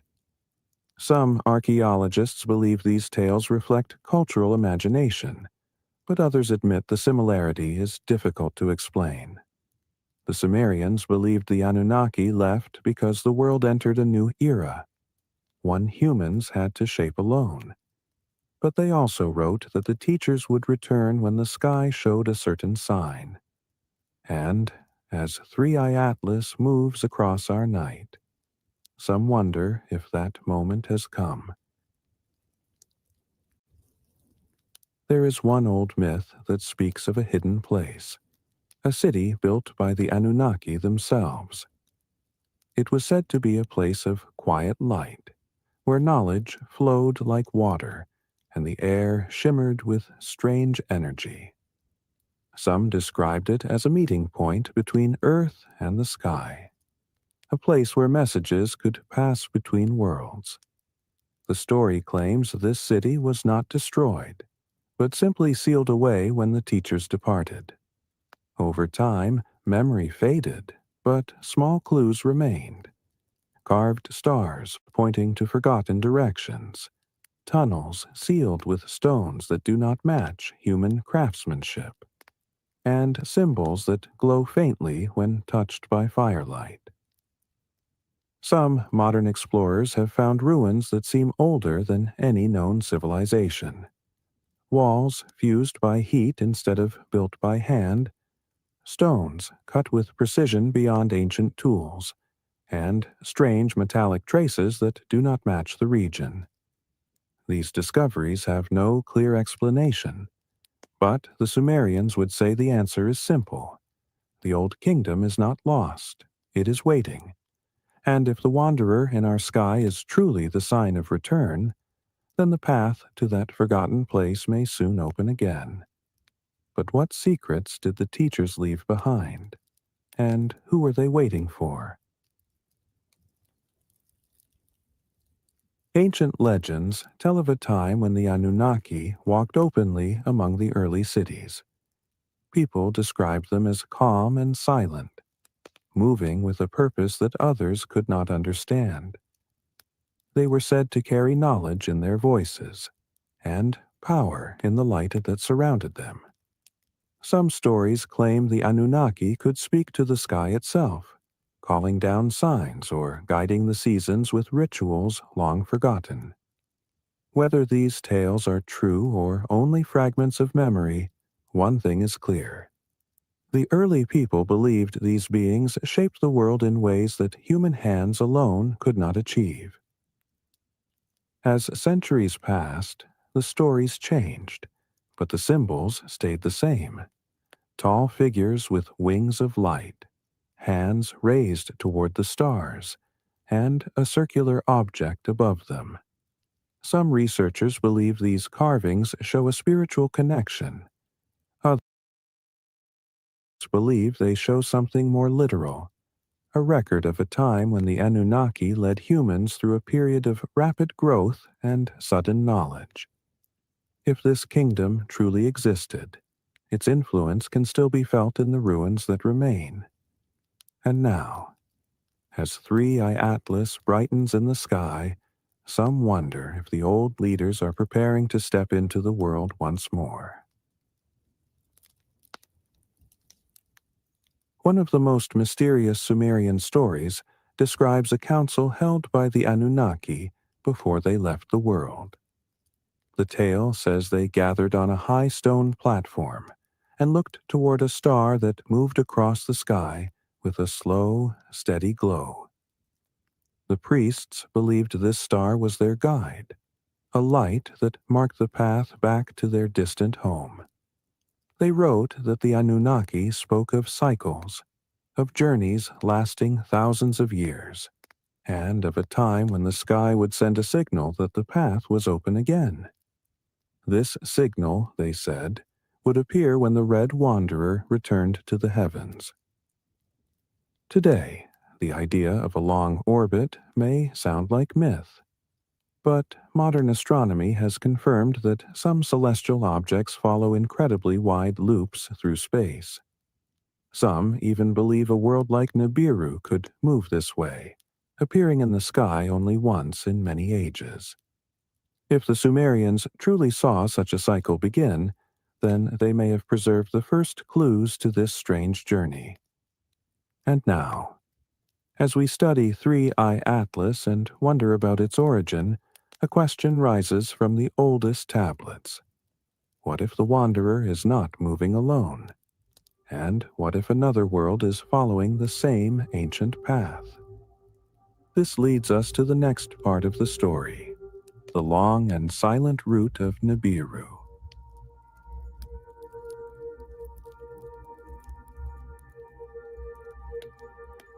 In the oldest Sumerian writings, the path of Nibiru is described as a long arc through the darkness, a journey so wide that it takes many ages to complete.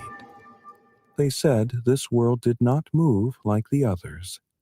It dipped beneath the plains of known stars, disappeared beyond the horizon of human understanding, and then rose again after thousands of years. This idea once seemed impossible, but today astronomers accept that some celestial bodies can follow extremely stretched orbits, paths that carry them far beyond the outer worlds before slowly guiding them back toward the sun. The Sumerians believed Nibiru followed such a path that brought great change every time it returned. According to their stories, when Nibiru approached, the sky behaved strangely. Storms grew stronger, seasons shifted, and the stars seemed to tremble. People saw this not as coincidence, but as a sign that something powerful was passing through the heavens. Modern researchers studying distant trans-Neptunian objects have noticed similar effects: unusual tilts, unexplained gravitational pulls, orbits that bend in ways they should not. To the ancients, these were warnings. To us, they may be clues. And now, as 3i Atlas traces its own unusual course through the sky, some wonder if its path and the path of Nibiru may be linked in a way we no longer understand. The Sumerians believed Nibiru was not only a world, but also a marker of timing. They said it returned every long cycle to observe how Earth had changed. Some tablets mention that when Nibiru approached, the Anunnaki would prepare for decisions that shaped entire ages. These stories speak of long councils, of old teachers watching the world from afar, and of a moment when their power would rise or fall depending on human progress. While these tales may sound symbolic, they reveal something important. The ancients saw Nibiru as a world connected to destiny, a world whose movement affected the fate of Earth. Today, some astronomers have found mathematical evidence suggesting a hidden planet may exist beyond the edge of our system. They call it a hypothetical world, a distant giant that influences the orbits of smaller objects around it. Though this theory remains unproven, the idea echoes the ancient belief of a distant returning world. If Nibiru is real, and if its orbit brings it near our system at long intervals, then the cycle described in the tablets might be more than myth.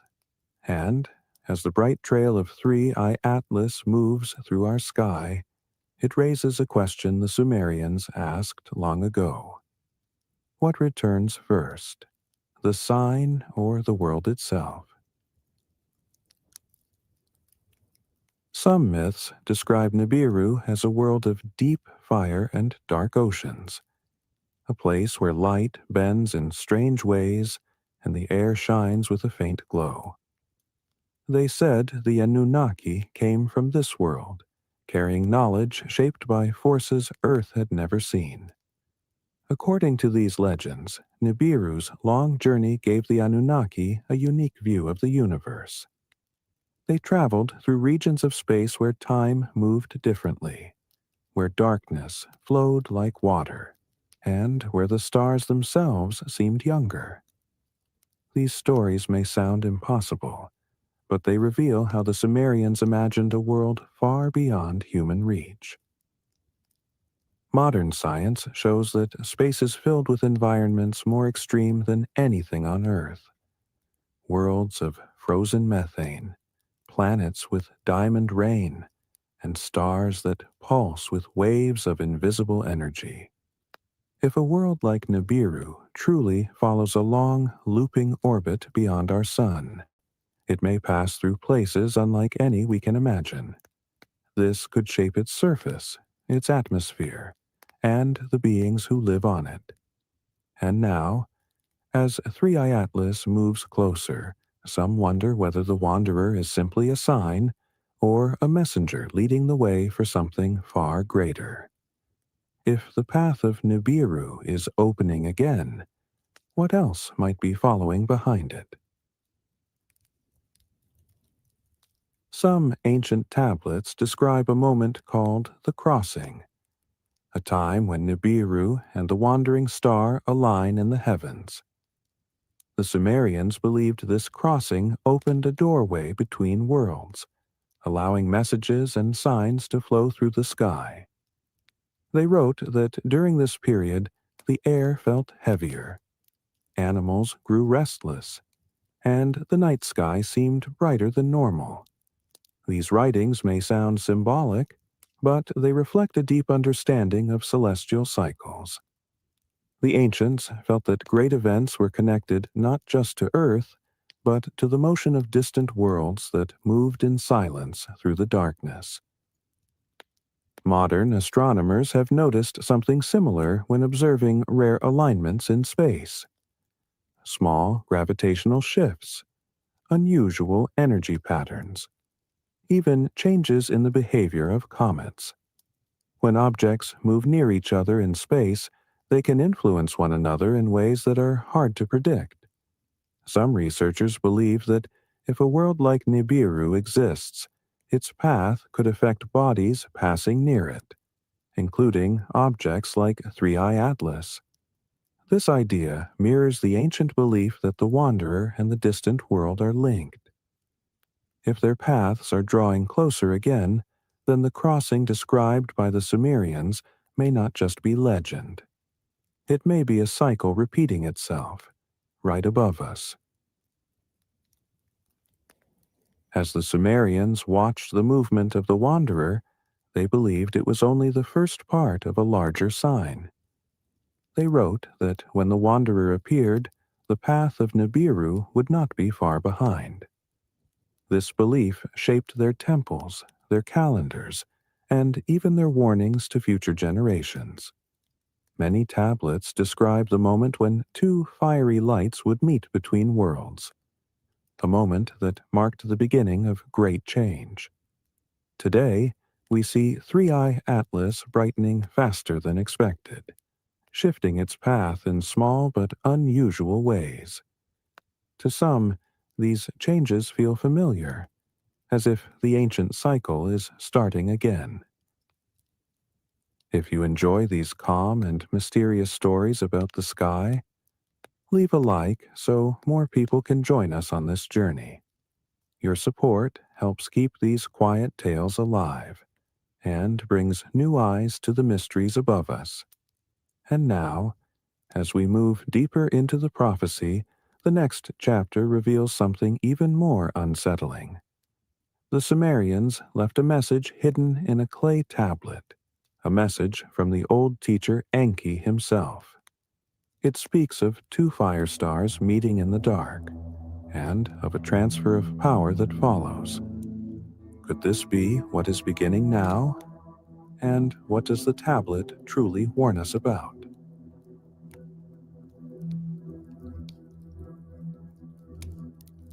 In the legends of ancient Sumer, Enki was the old teacher, the one who understood the deep waters beneath the world and the hidden paths above it. Among the clay tablets linked to him, there is one that scholars still struggle to explain. It speaks of a moment when two fire stars would meet between the realms, a moment that would change the balance of power in the heavens. The tablet is written in strange, careful lines, as if the scribe feared making a single mistake. Some parts are broken, yet the message remains. The meeting of the two lights marks the turning of an age and the rise of a new order. When modern researchers translated the symbols, they expected to find a myth about seasons or storms. Instead, they found references to celestial bodies, movements across the sky, and warnings tied to long cosmic cycles. Enki wrote that when the first fire star appears, it is only a sign. The true change comes when the second light follows. Many now compare this ancient message to the movement of 3I Atlas, a wandering object that brightens and shifts with strange intention. If this is the first fire star, then the prophecy suggests another may be close behind. And if Enki was warning of a meeting in the sky, then the cycle he described may already be unfolding. The tablet of Enki also speaks of a hidden council, a gathering of the old teachers before the skies changed. It describes them looking toward the horizon, watching for a sign that only they could recognize. They believed the meeting of the fire stars would mark the beginning of a new balance, a shift between the powers of creation and the powers of control. This part of the text is damaged, but the meaning is clear. When the two lights draw near each other, the old order ends. Something new takes its place, something that depends on how humanity has grown during the long, quiet years. Modern thinkers often see mythology as symbolic, but Enki's tablet reads differently. It is not poetic, it is precise. It speaks of distances, timings, and cycles that feel more like observation than imagination. Some researchers have suggested that ancient watchers may have witnessed rare celestial events and recorded them with great care. If so, then the meeting of the two lights could reflect a real alignment between distant objects. And as 3i Atlas moves through our sky, brightening and shifting in ways that challenge our models, the words of Enki feel strangely familiar. If the first light has appeared, what of the second? A final line on the tablet is perhaps the most mysterious. It says that when the two lights touch, a gate opens between the worlds. This gate is not a doorway of stone or metal, but a moment in time when the boundaries between realms grow thin.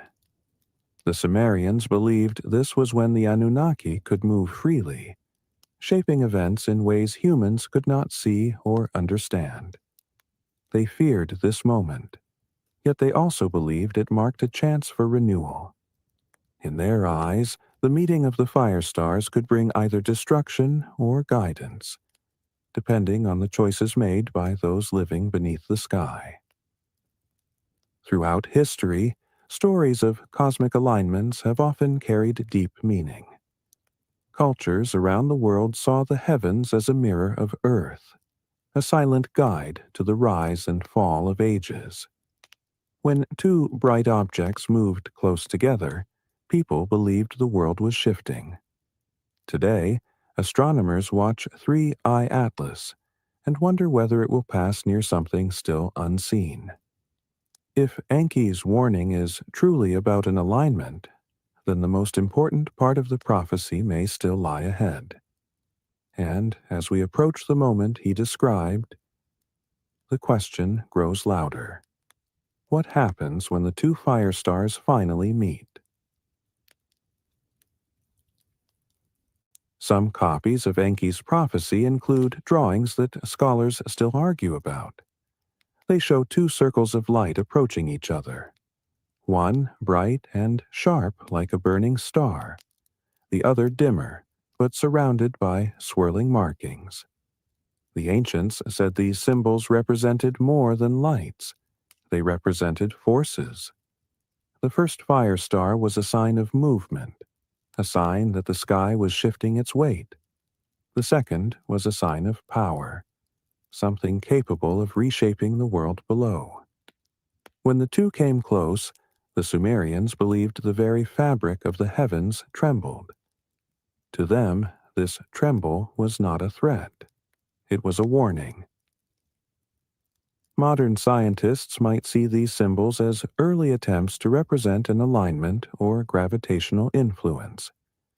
But the emotions behind the drawings reveal deeper meaning. The priests carved the images with care, using soft curves for the second light, as if trying to show that its power was quiet but overwhelming. Some believe these drawings represent a world like Nibiru, a world moving on a long path that returns after many ages. Others believe they represent a visitor like 3i Atlas, a messenger moving ahead of something greater. Whatever the truth may be, the prophecy suggests that the meeting of these lights carries consequences that reach far beyond the sky above us. The last lines of the prophecy mention something that troubled even the ancient priests. Enki wrote that when the two fire stars meet, the old powers of the sky will be challenged. He described a moment when the Anunnaki would look upon Earth and judge whether humanity had crossed the boundaries set long ago. These boundaries were not physical walls, but limits of knowledge and creation. The prophecy warns of a time when humans rise too quickly, when they learn to shape life, bend nature, and reach for the stars themselves. In that moment, the return of the fire stars becomes more than a sign. It becomes a question. Who controls the future? The creators or the created? Today, we live in an age the Sumerians could not imagine. We edit genes, build machines that can think, and send signals into deep space. Some believe these advances echo exactly what Enki warned about. If the meeting of the two lights marks a test, then our world may already be entering that moment. And as 3i Atlas continues its strange path across the sky, the prophecy leads us to the next part of the story. A part the ancients called the conflict of the gods. What happens when the old teachers return and find that humans have stepped into their place?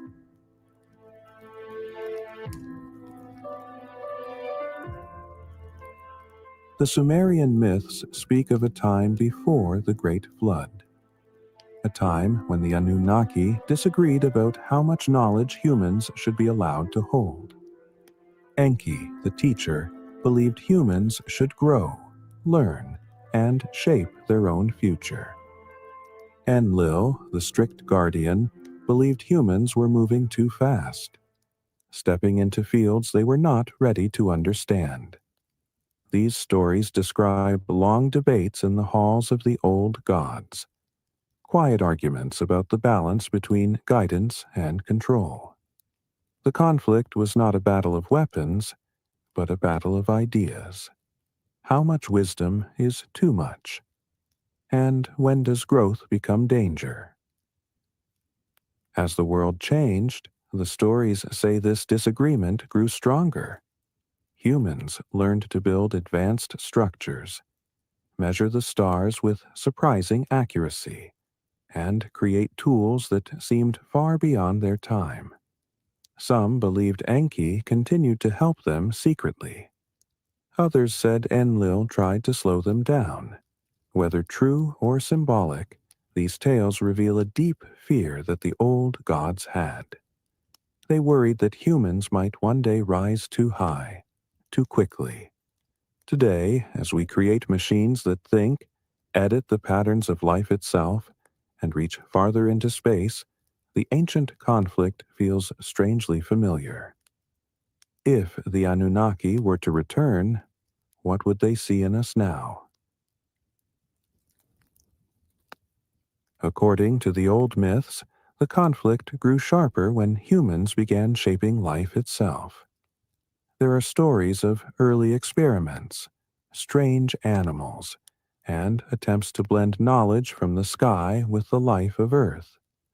Some tablets describe this era as the time of creation, while others call it the time of forbidden acts. Enki saw potential in humanity's curiosity, believing that growth came through exploration. Enlil saw danger, believing that humans were crossing limits set by the laws of the heavens. These two visions collided again and again, shaping the fate of early civilizations. Today, we stand in a world where these questions return with new force. We alter DNA, build systems that can learn without us, and explore deeper into the universe with each passing year. These abilities would have seemed impossible to ancient eyes, yet here they are.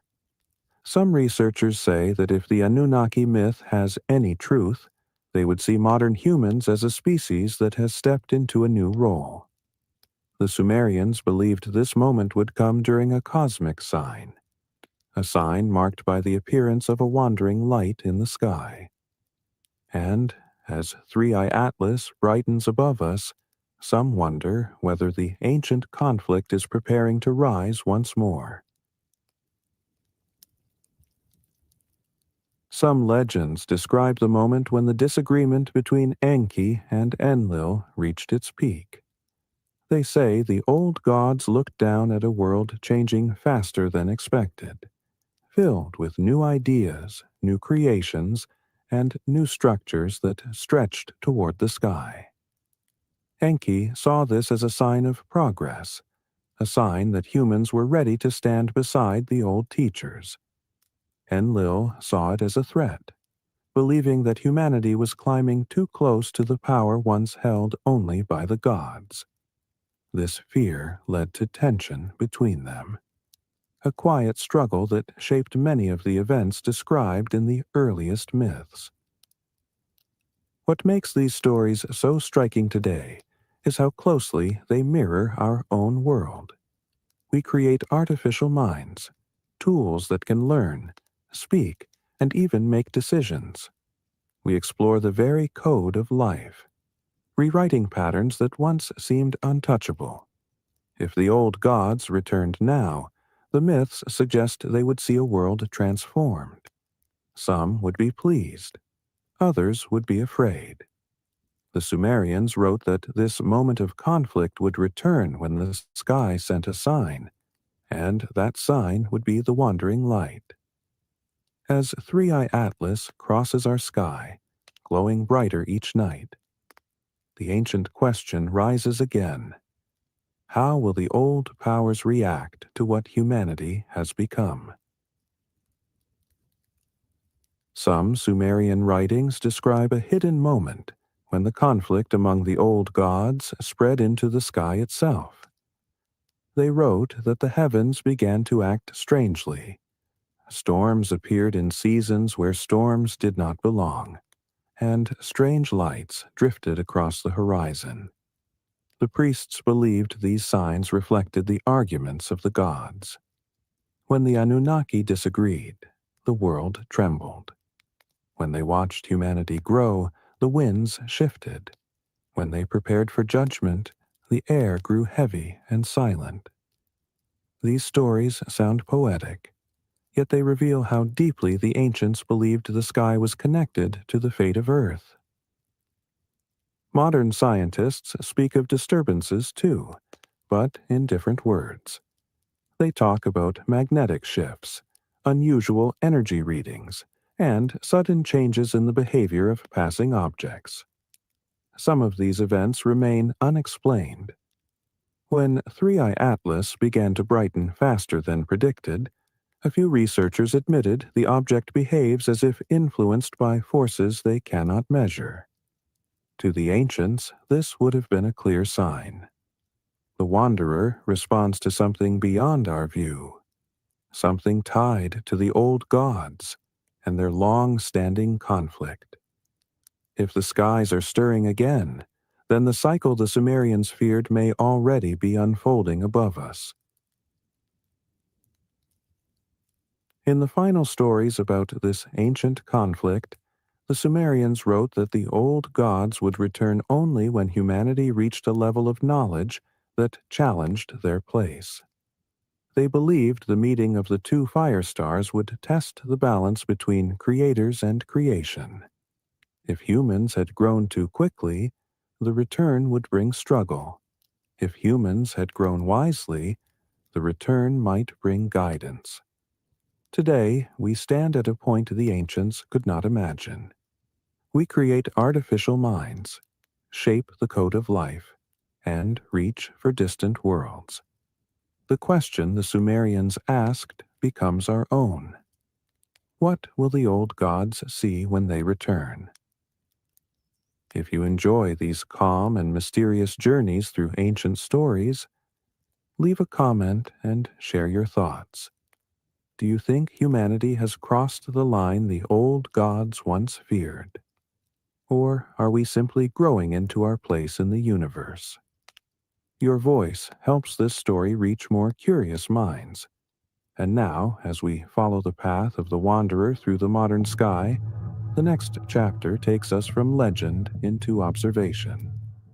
Strange signals, shifting energy, and unexplained traces have begun to appear around 3i Atlas.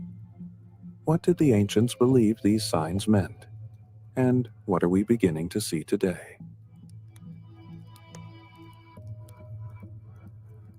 When 3I Atlas first appeared in the sky, astronomers expected it to behave like a normal interstellar object, quiet, predictable, and fading with time. But almost immediately, strange patterns began to emerge. The object brightened faster than expected, dimmed for reasons no one could explain, and then brightened again as if responding to something unseen. Instruments detected small energy spikes around it, tiny pulses that did not match the behavior of ice, rock, or dust. Some scientists said these readings were errors. Others said they were signs of a composition unlike anything we have seen before. The mystery only grew deeper with each observation. As more telescopes turned toward 3I Atlas, unusual details began to appear. The tail showed metallic traces, elements that do not normally form in natural comets. The heat it released was uneven, shifting in ways that suggested movement beneath the surface. Some compared these patterns to early measurements of unknown objects in deep space, objects that seemed to pulse with quiet energy.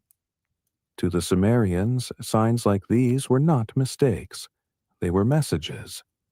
If an ancient prophecy spoke of a wanderer carrying signs of return, then scientists today may be witnessing the first clues. But what exactly is 3I Atlas showing us, and why now? Across different observatories, researchers began to notice something else. 3I Atlas produced a faint rhythmic signal, not a sound, but a repeating pattern in light and heat.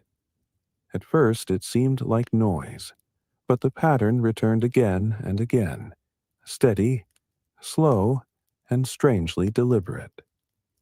Some astronomers compared it to the heartbeat of a machine. Others said it resembled the signature of a controlled burn, as if something inside the object was releasing energy in intervals. Each new reading challenged the belief that the wanderer was a simple chunk of ice drifting through space. It behaved like something with purpose, something aware of its own movement. The Sumerians wrote of signs in the sky that pulsed with meaning. They said these lights were not random, but part of a path that connected worlds across impossible distances. To them, a steady rhythm in the heavens meant that the old teachers were near. Today, scientists might use different words, but the feeling is similar. The pattern from 3I Atlas does not fit natural explanations. It repeats with precision too sharp to ignore. If this is a message, it raises a question older than civilization itself. Who, or what, set this rhythm into motion? The most unsettling discovery came when infrared telescopes detected heat signatures around 3I Atlas that shifted over time. Natural objects cool and warm slowly, following predictable patterns. But this object showed sudden changes, bursts of heat followed by calm, as if something beneath its surface was stirring. Some researchers suggested internal vents or chemical reactions, but others noticed that the heat bursts occurred at regular distances along the object's path, almost like markers or beacons. These changes aligned with several ancient star maps. Patterns, the Sumerians said, marked the journey of the wanderer. The idea that a modern object could follow an ancient path seems impossible, yet the data grows harder to dismiss. When scientists overlay the trajectory of 3I Atlas with reconstructed Sumerian diagrams, the similarities are unsettling. Both show a winding arc that dips below the usual plane of motion, then rises again toward a point the tablets called the Gate of Return. If this alignment is real, then 3I Atlas is not simply passing through. It is following something, or leading toward something. And the question becomes louder with each new reading. If this is only the beginning of the signs, what else might appear in the sky as the prophecy unfolds?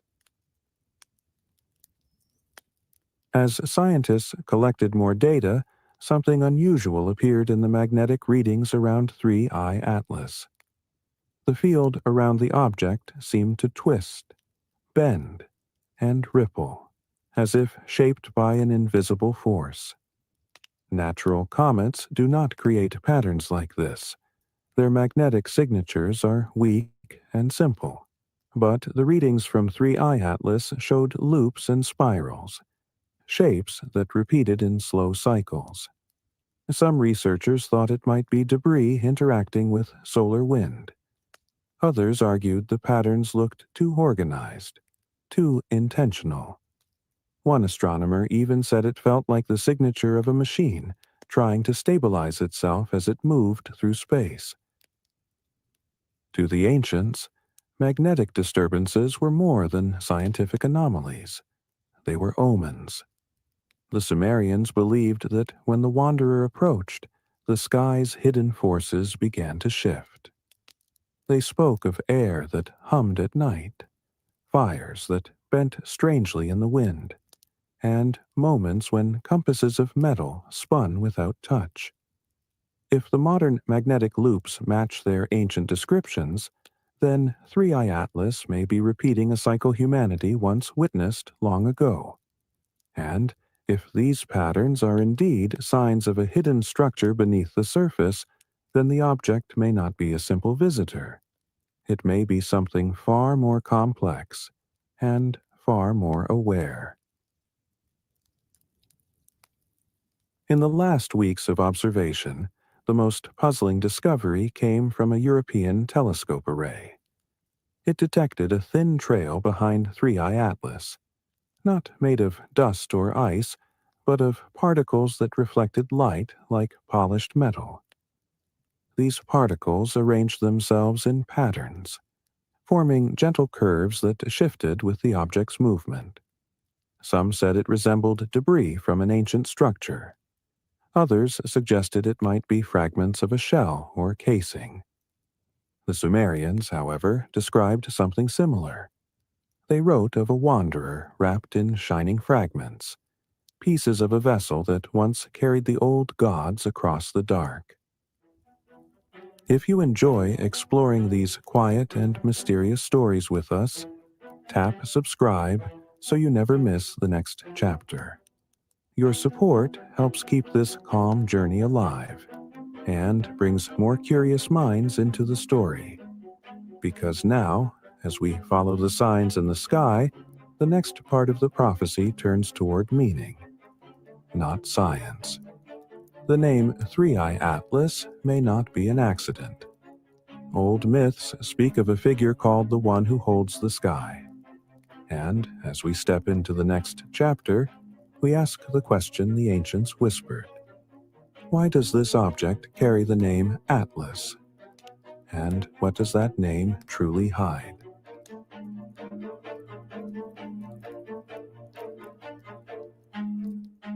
The name given to the wandering object, 3I Atlas, has always carried a strange weight. In modern science, names often follow rules, catalog numbers, discovery codes, and simple labels. But the second part of this name, Atlas, echoes through myths far older than astronomy. In ancient stories, Atlas was the figure who held the sky upon his shoulders, the one who carried the weight of the heavens so the world below could exist in peace. The Sumerians had their own version of this idea.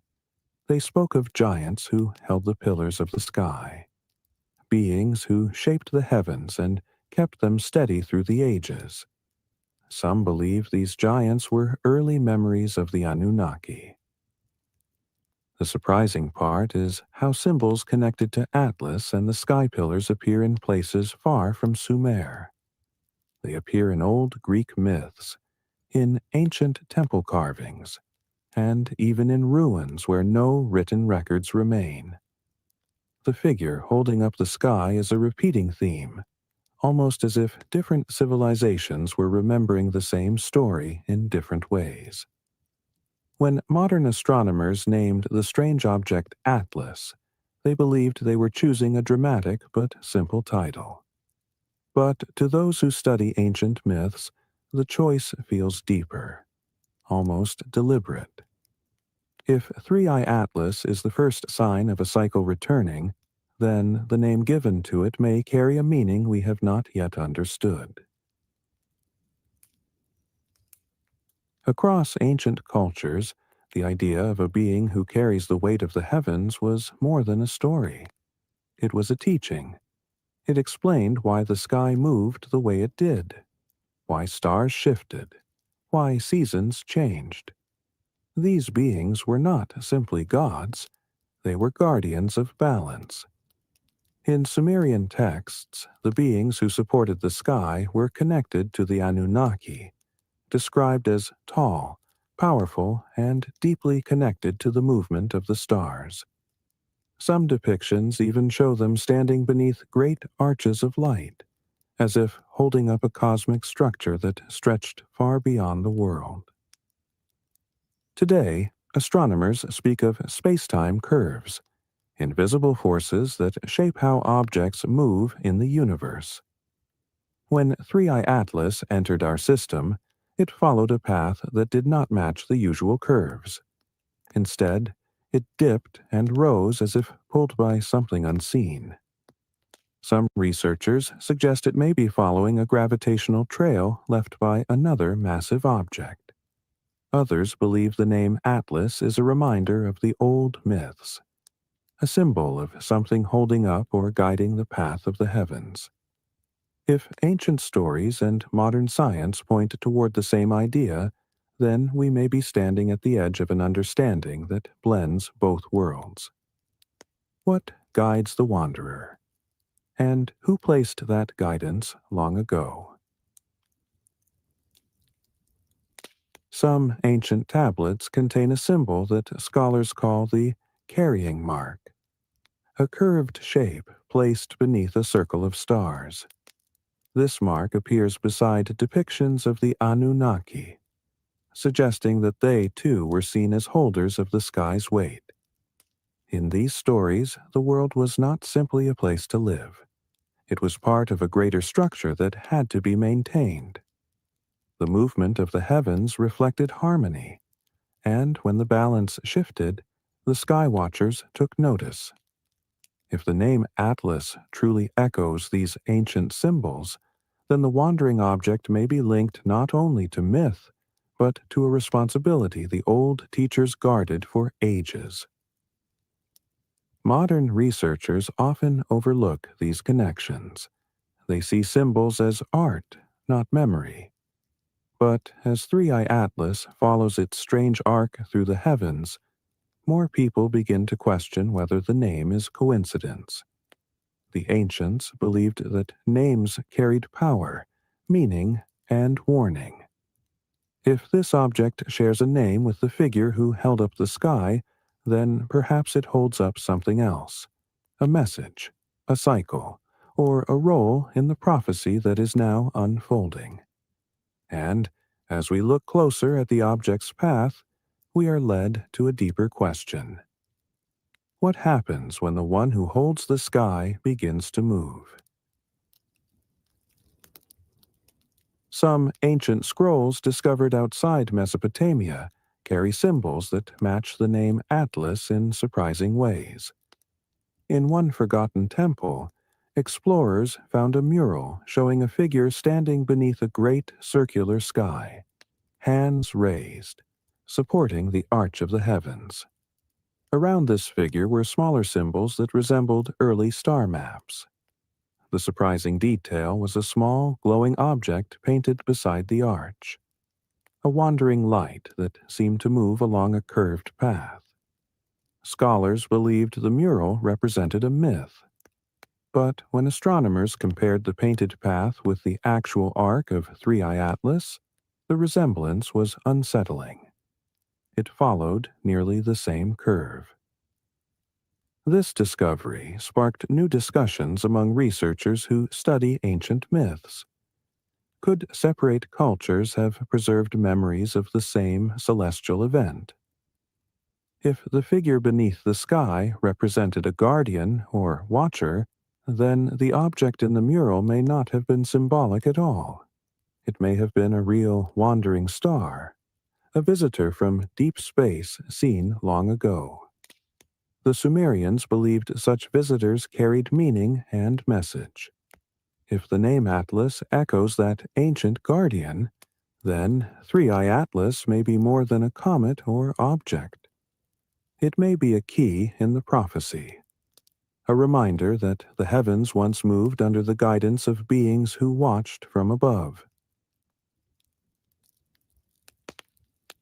Some historians believe the name Atlas was chosen simply because the object seemed heavy with mystery, but others think the name was more intuitive, almost like a memory rising from the past.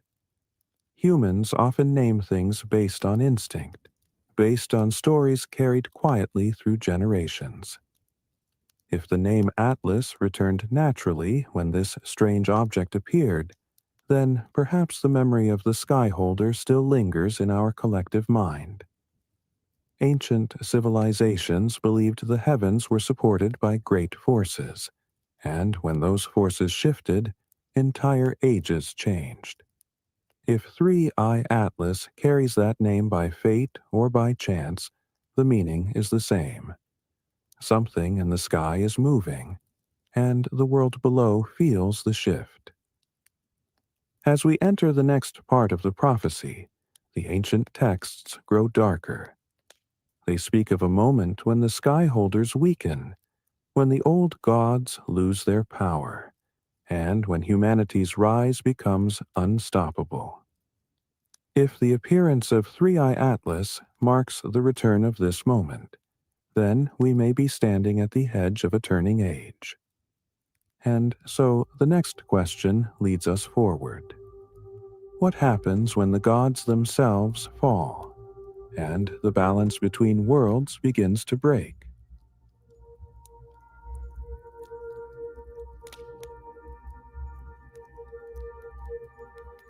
In the old Sumerian stories, there is a quiet warning hidden beneath the tales of gods and creation. They wrote that even the mighty Anunnaki were not eternal. Their power rose and fell with cycles in the heavens, just as oceans rise and fall with the pull of distant moons. When the sky shifted, when new lights appeared, and when ancient patterns broke, the strength of the old gods began to fade. They believed the universe had seasons of its own, vast periods when balance changed hands. During these moments, the guardians of the sky grew weaker, and new forces began to rise. The ancients called these turning points the falling of the gods. These stories are often misunderstood as dramatic myths about battles or punishment. But the texts describe something quieter, something more cosmic. The Anunnaki were tied to the movement of distant worlds. Their influence depended on the alignment of stars, the position of Nibiru, and the return of the Wanderer. When the cycle reached its peak, their era slowly dimmed.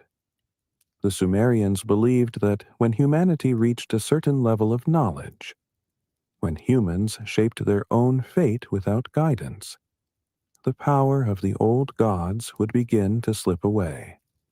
If 3i Atlas is truly the sign of a new cycle, then we may be witnessing the moment the ancients feared, a moment when the sky shifts and the age of gods begins to fall.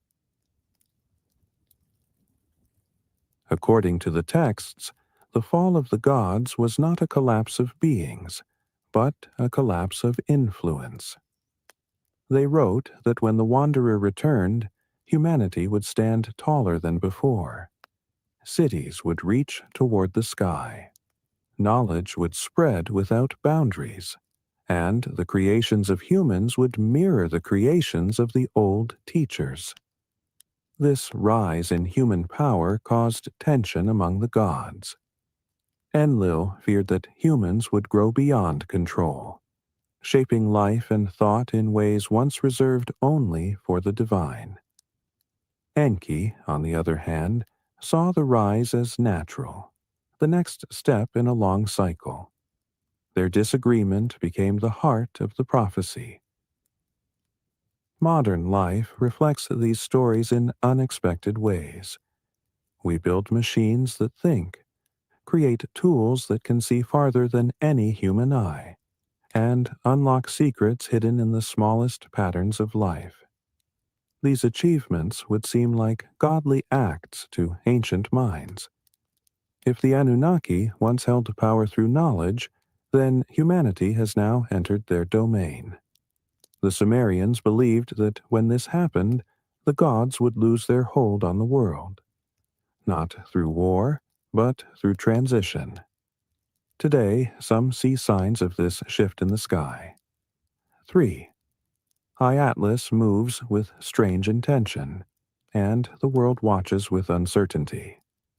If we are entering the age the ancients predicted, then the sky above us may be showing the first signs of a new order. Some versions of the prophecy say that when the old gods fall, they do not vanish. They watch. They wait. They measure humanity's choices from a distance. These stories describe the Anunnaki standing beneath a darkening sky, their light dimming as human creations rise. The texts suggest that this moment is not an end, but a test. If humans grow with wisdom, the gods guide from afar. If humans grow with pride, the gods return to challenge their path. The deciding sign was always the same, a wandering light in the heavens, moving across the sky at the turning of an age. Today, 3i Atlas has become that wandering light. It crosses our sky with strange behavior, brightening and dimming as if responding to something unseen. Scientists search for physical explanations, but ancient scholars would say the answer lies in the change of eras. The Sumerians believed the fall of the gods happened quietly, without thunder or fire, but with a slow shift in balance. If humanity now stands in the place once held by the old teachers, then the prophecy has reached its final stage. And as the wanderer continues its path, one question rises again. What happens after the gods fall? And who shapes the world that follows?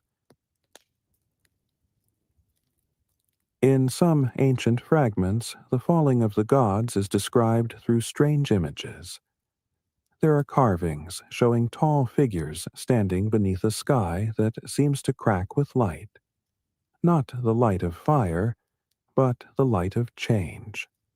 The carvings show stars bending, drifting out of their usual paths, as if pushed by invisible hands. The figures beneath them look upward, not in fear, but in acceptance. The Sumerians believed the old gods knew their power was tied to cycles far greater than their own will. When these cycles turned, the gods stepped back, allowing a new age to rise. The fall was not defeat. It was transition. Modern astronomers have witnessed small shifts in the sky that remain unexplained. Not cracks of light, but patterns of movement that do not fit their models. Stars wobble slightly. Comets brighten in unnatural bursts, and distant objects drift in ways that hint at forces unseen. When these anomalies are compared to ancient drawings, the match is eerie. Some researchers dismiss the connection as coincidence, but others see something deeper. The Sumerians believed the sky reflected the balance of the world, and when that balance changed, the heavens shifted. If we are living in such a moment now, then the old myths may be describing the same kind of transition the sky is quietly showing us today. One of the rarest tablets speaks of the moment immediately after the fall.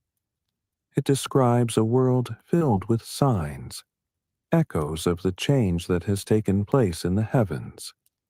Strange winds swept across deserts. Waters rose in distant lands, and the night sky carried sounds that watchers could not explain. These sounds were described as long metallic tones, like distant horns or bending stone. The tablet says these were the voices of the sky adjusting to a new balance. It was during this adjustment that the first warnings appeared across the world. The Sumerians believed these warnings marked the beginning of the new age, an age shaped not by gods, but by humanity's choices. As 3i Atlas moves across our modern sky, similar signs have begun to appear around the world. Mysterious atmospheric sounds, electromagnetic disturbances, unexpected changes in the color of the horizon during certain nights. Scientists search for causes, but ancient watchers would have understood these signs instantly. To them, the fall of the gods was always followed by strange whispers in the sky. And now, with the wanderer in motion and the world listening, the prophecy leads us to the next question. If these signs are returning, what messages are they carrying? This brings us to the next chapter, the signs appearing across the world today.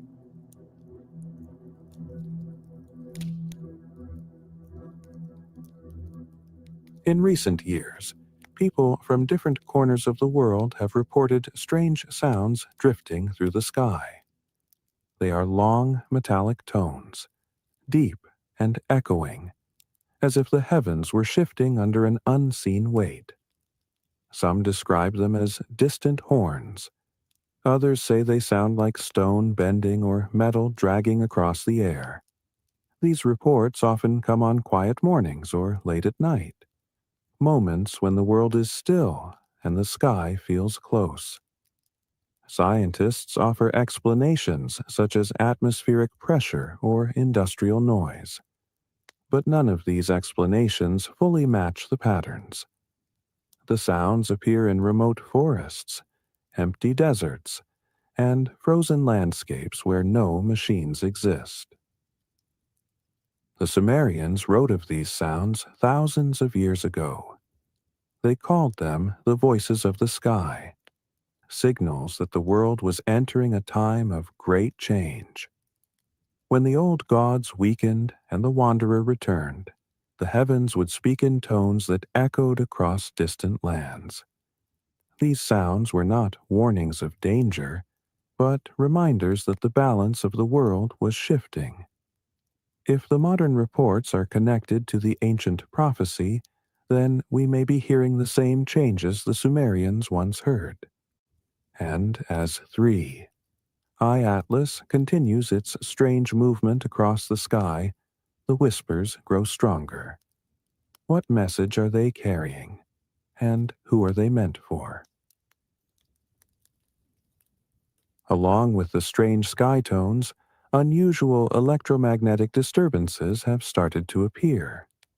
Radios pick up brief bursts of static. Compasses twitch without reason, and electrical devices flicker for only a moment before returning to normal. These events are small, but they echo patterns found in the oldest Sumerian tablets. The ancients wrote that when the wanderer approached, the hidden forces of the sky would move through the world, touching metal, fire, and water.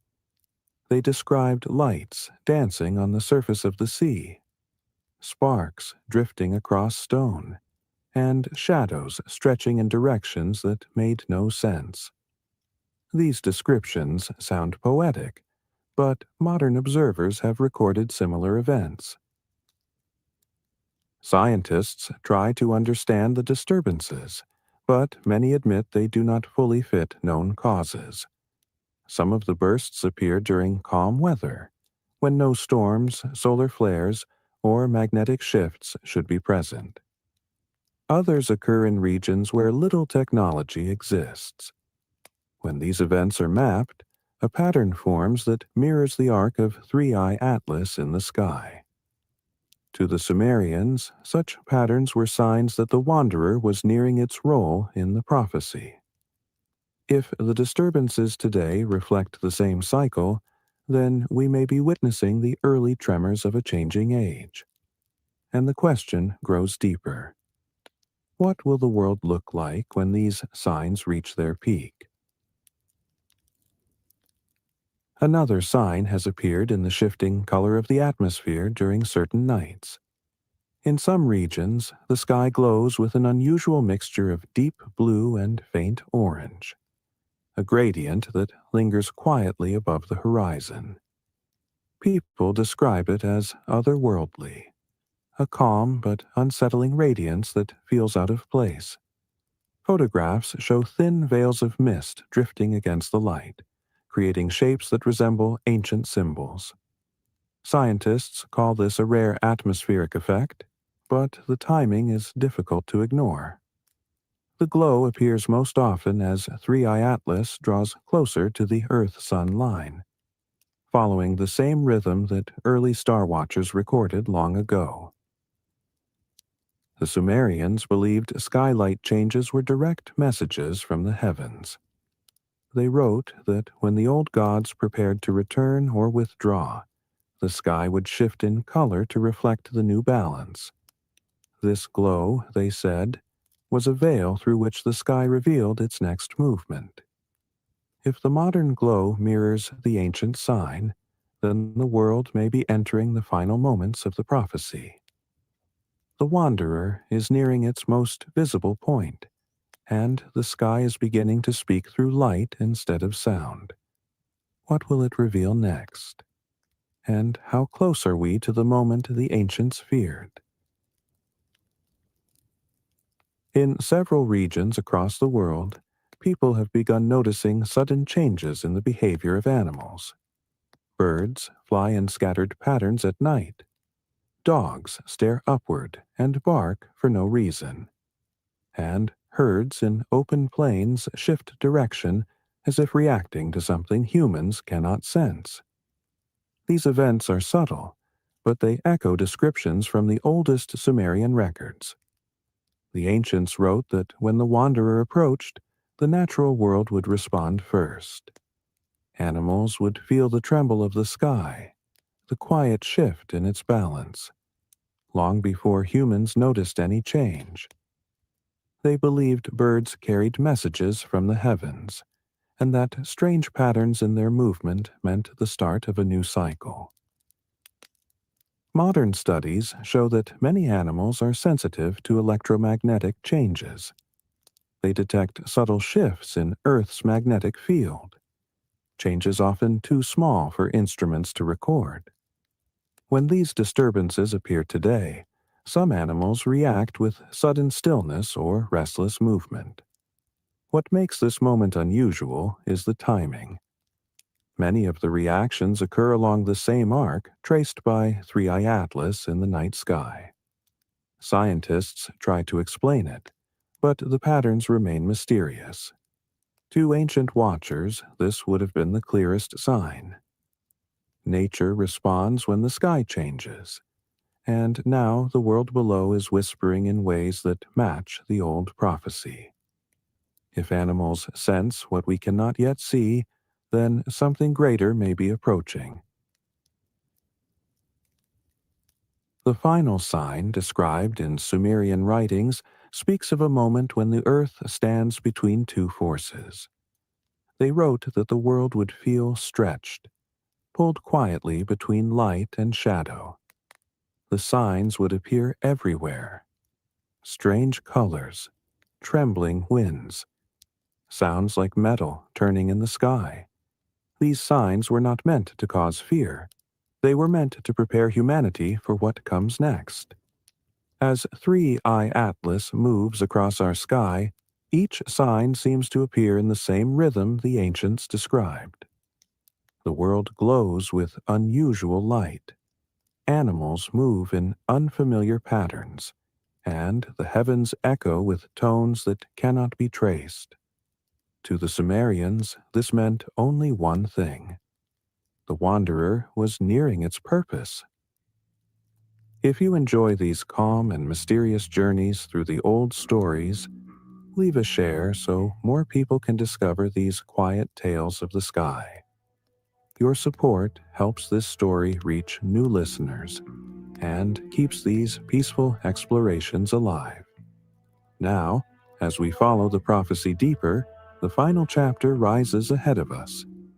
The ancient texts say that when the signs reach their peak, Earth will stand between two fire stars, the wanderer on one side and the returning world on the other. And so we step into the last question. When they meet, what awaits the world caught in between?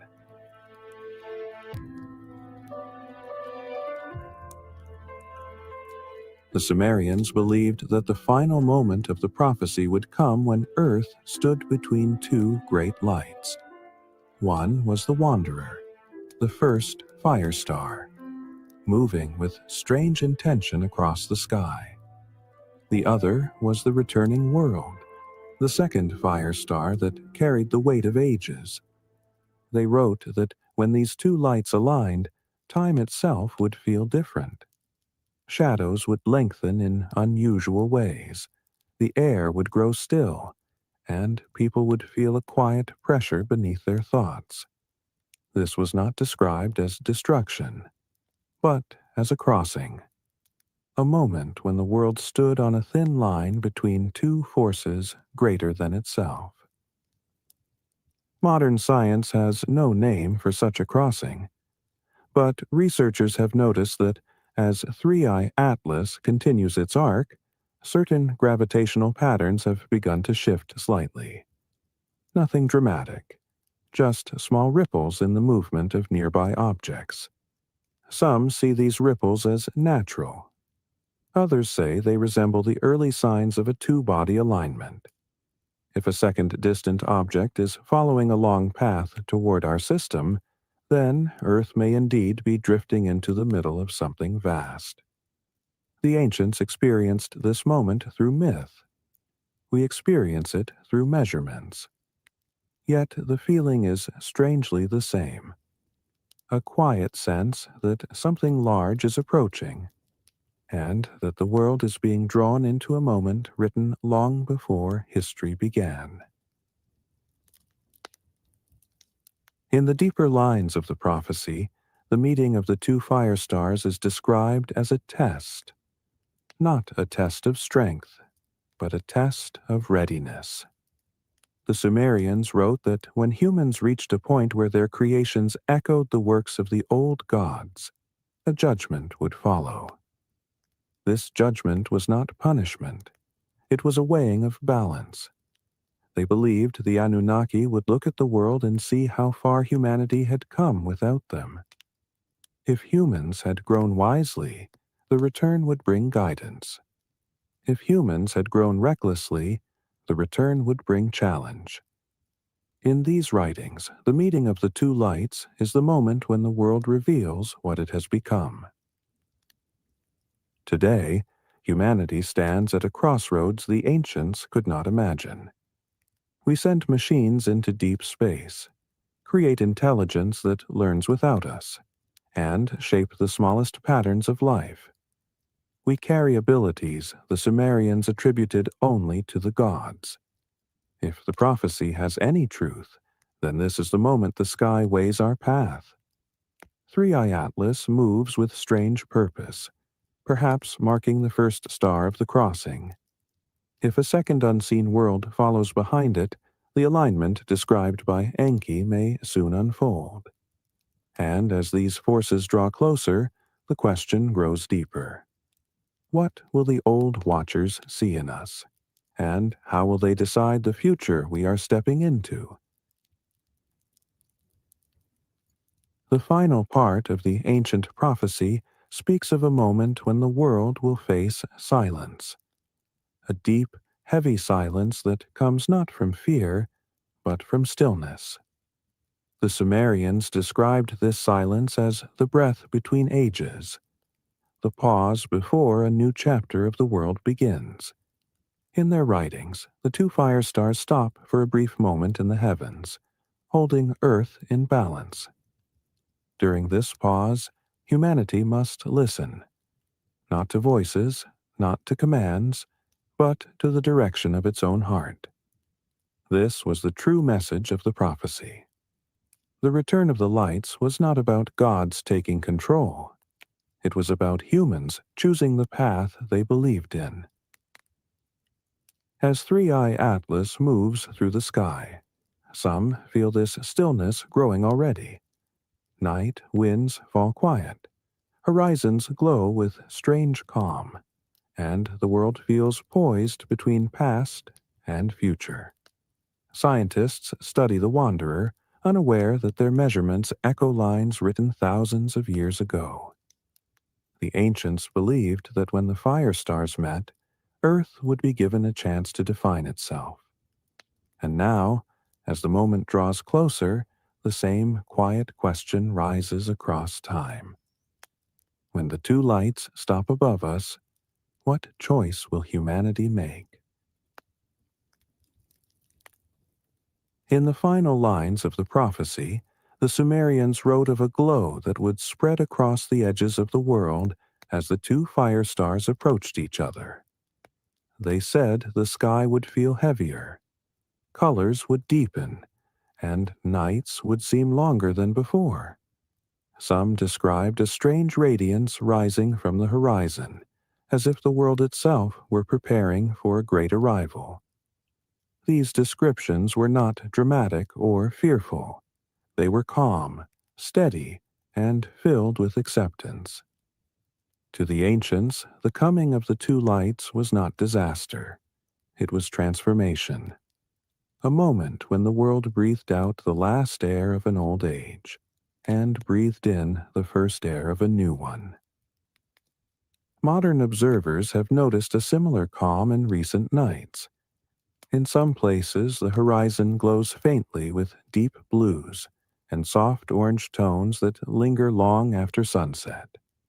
Instruments detect small shifts in gravity, faint ripples in magnetic fields, and quiet fluctuations in atmospheric energy.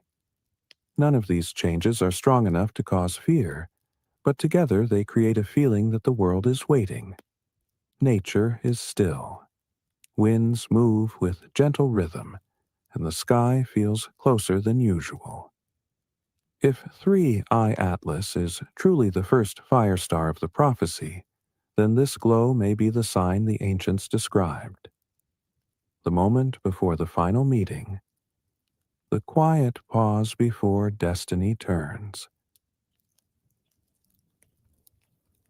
The Sumerians believed that when the two fire stars finally aligned, Earth would hear not a sound, but a feeling, a deep shift within the quiet of the sky.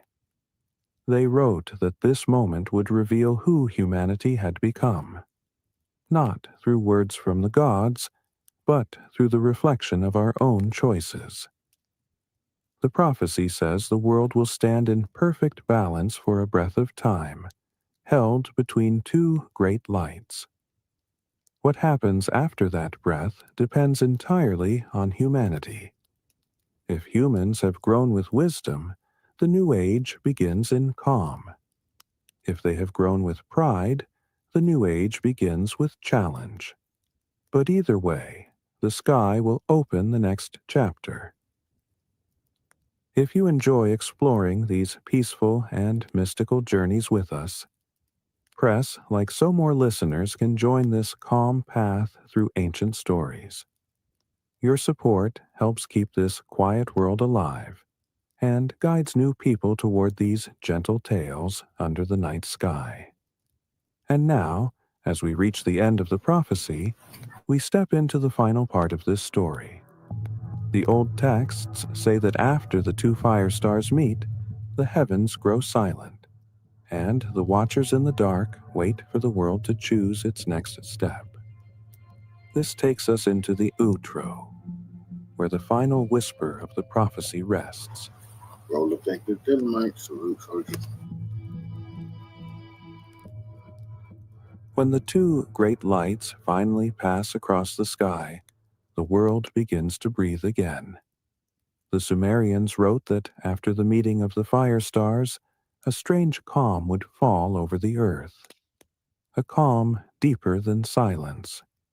They described nights where the air felt soft and heavy, where the winds moved with slow grace, and where the sky glowed faintly, as if touched by the memory of the passing lights. In their eyes, this was the moment when time reset itself, the end of one age, and the quiet beginning of another. They believed the heavens needed time to settle, just like dust after a long journey. Today, the same calm seems to drift across stories from people around the world. Some say the night feels clearer than before, as if something hidden has stepped back into the dark. Others say they feel a quiet weight lifting from their thoughts, like the world has exhaled. Whether these feelings come from imagination or from the movement of distant forces, the effect is the same. The sky appears gentler, the world feels slower, and for a moment, humanity stands still, listening, wondering what will come next. Just as the ancients once did, we wait for the first signs of the new age that follows the crossing of the two lights. As the wanderer continues on its long path, slowly fading into the darkness beyond our world, a gentle feeling of farewell settles over the sky. 3i Atlas moves with a softness now, no longer pulsing with strange light, no longer shifting in unusual patterns. Its work in the prophecy is complete. The Sumerians believed the first fire star came only to open the way, to mark the beginning of the cycle. Once the path was revealed, the wanderer returned to silence, becoming nothing more than a distant memory until the next age. This quiet departure was not a loss. It was a reminder that even the brightest signs eventually slip back into the dark. In the modern sky, the comet's fading glow feels similar. Observers describe it as a slow dimming, like a candle being gently lowered into water. The world watches the last light of the wanderer drift away, knowing that something ancient has passed overhead. Whether the prophecy is myth or memory, the moment inspires reflection. The sky has shown us wonders, questions, and quiet echoes of stories older than history. And now, as the last shimmer of 3i Atlas disappears, humanity is left with a sense of peaceful awe. What remains is not fear, but gratitude for the mystery that visited our world. As the sky grows quiet again, these calm moments invite us to reflect on the journey we have taken. From ancient prophecies written in clay to the glowing path of a modern wanderer, this story has shown us how deeply connected the past and present can be. It reminds us that even in a world filled with science and machines, mystery still rises above us each night. If you enjoy traveling through these peaceful stories, exploring ancient wisdom and gentle cosmic wonder, subscribe. Go for it. Follow me.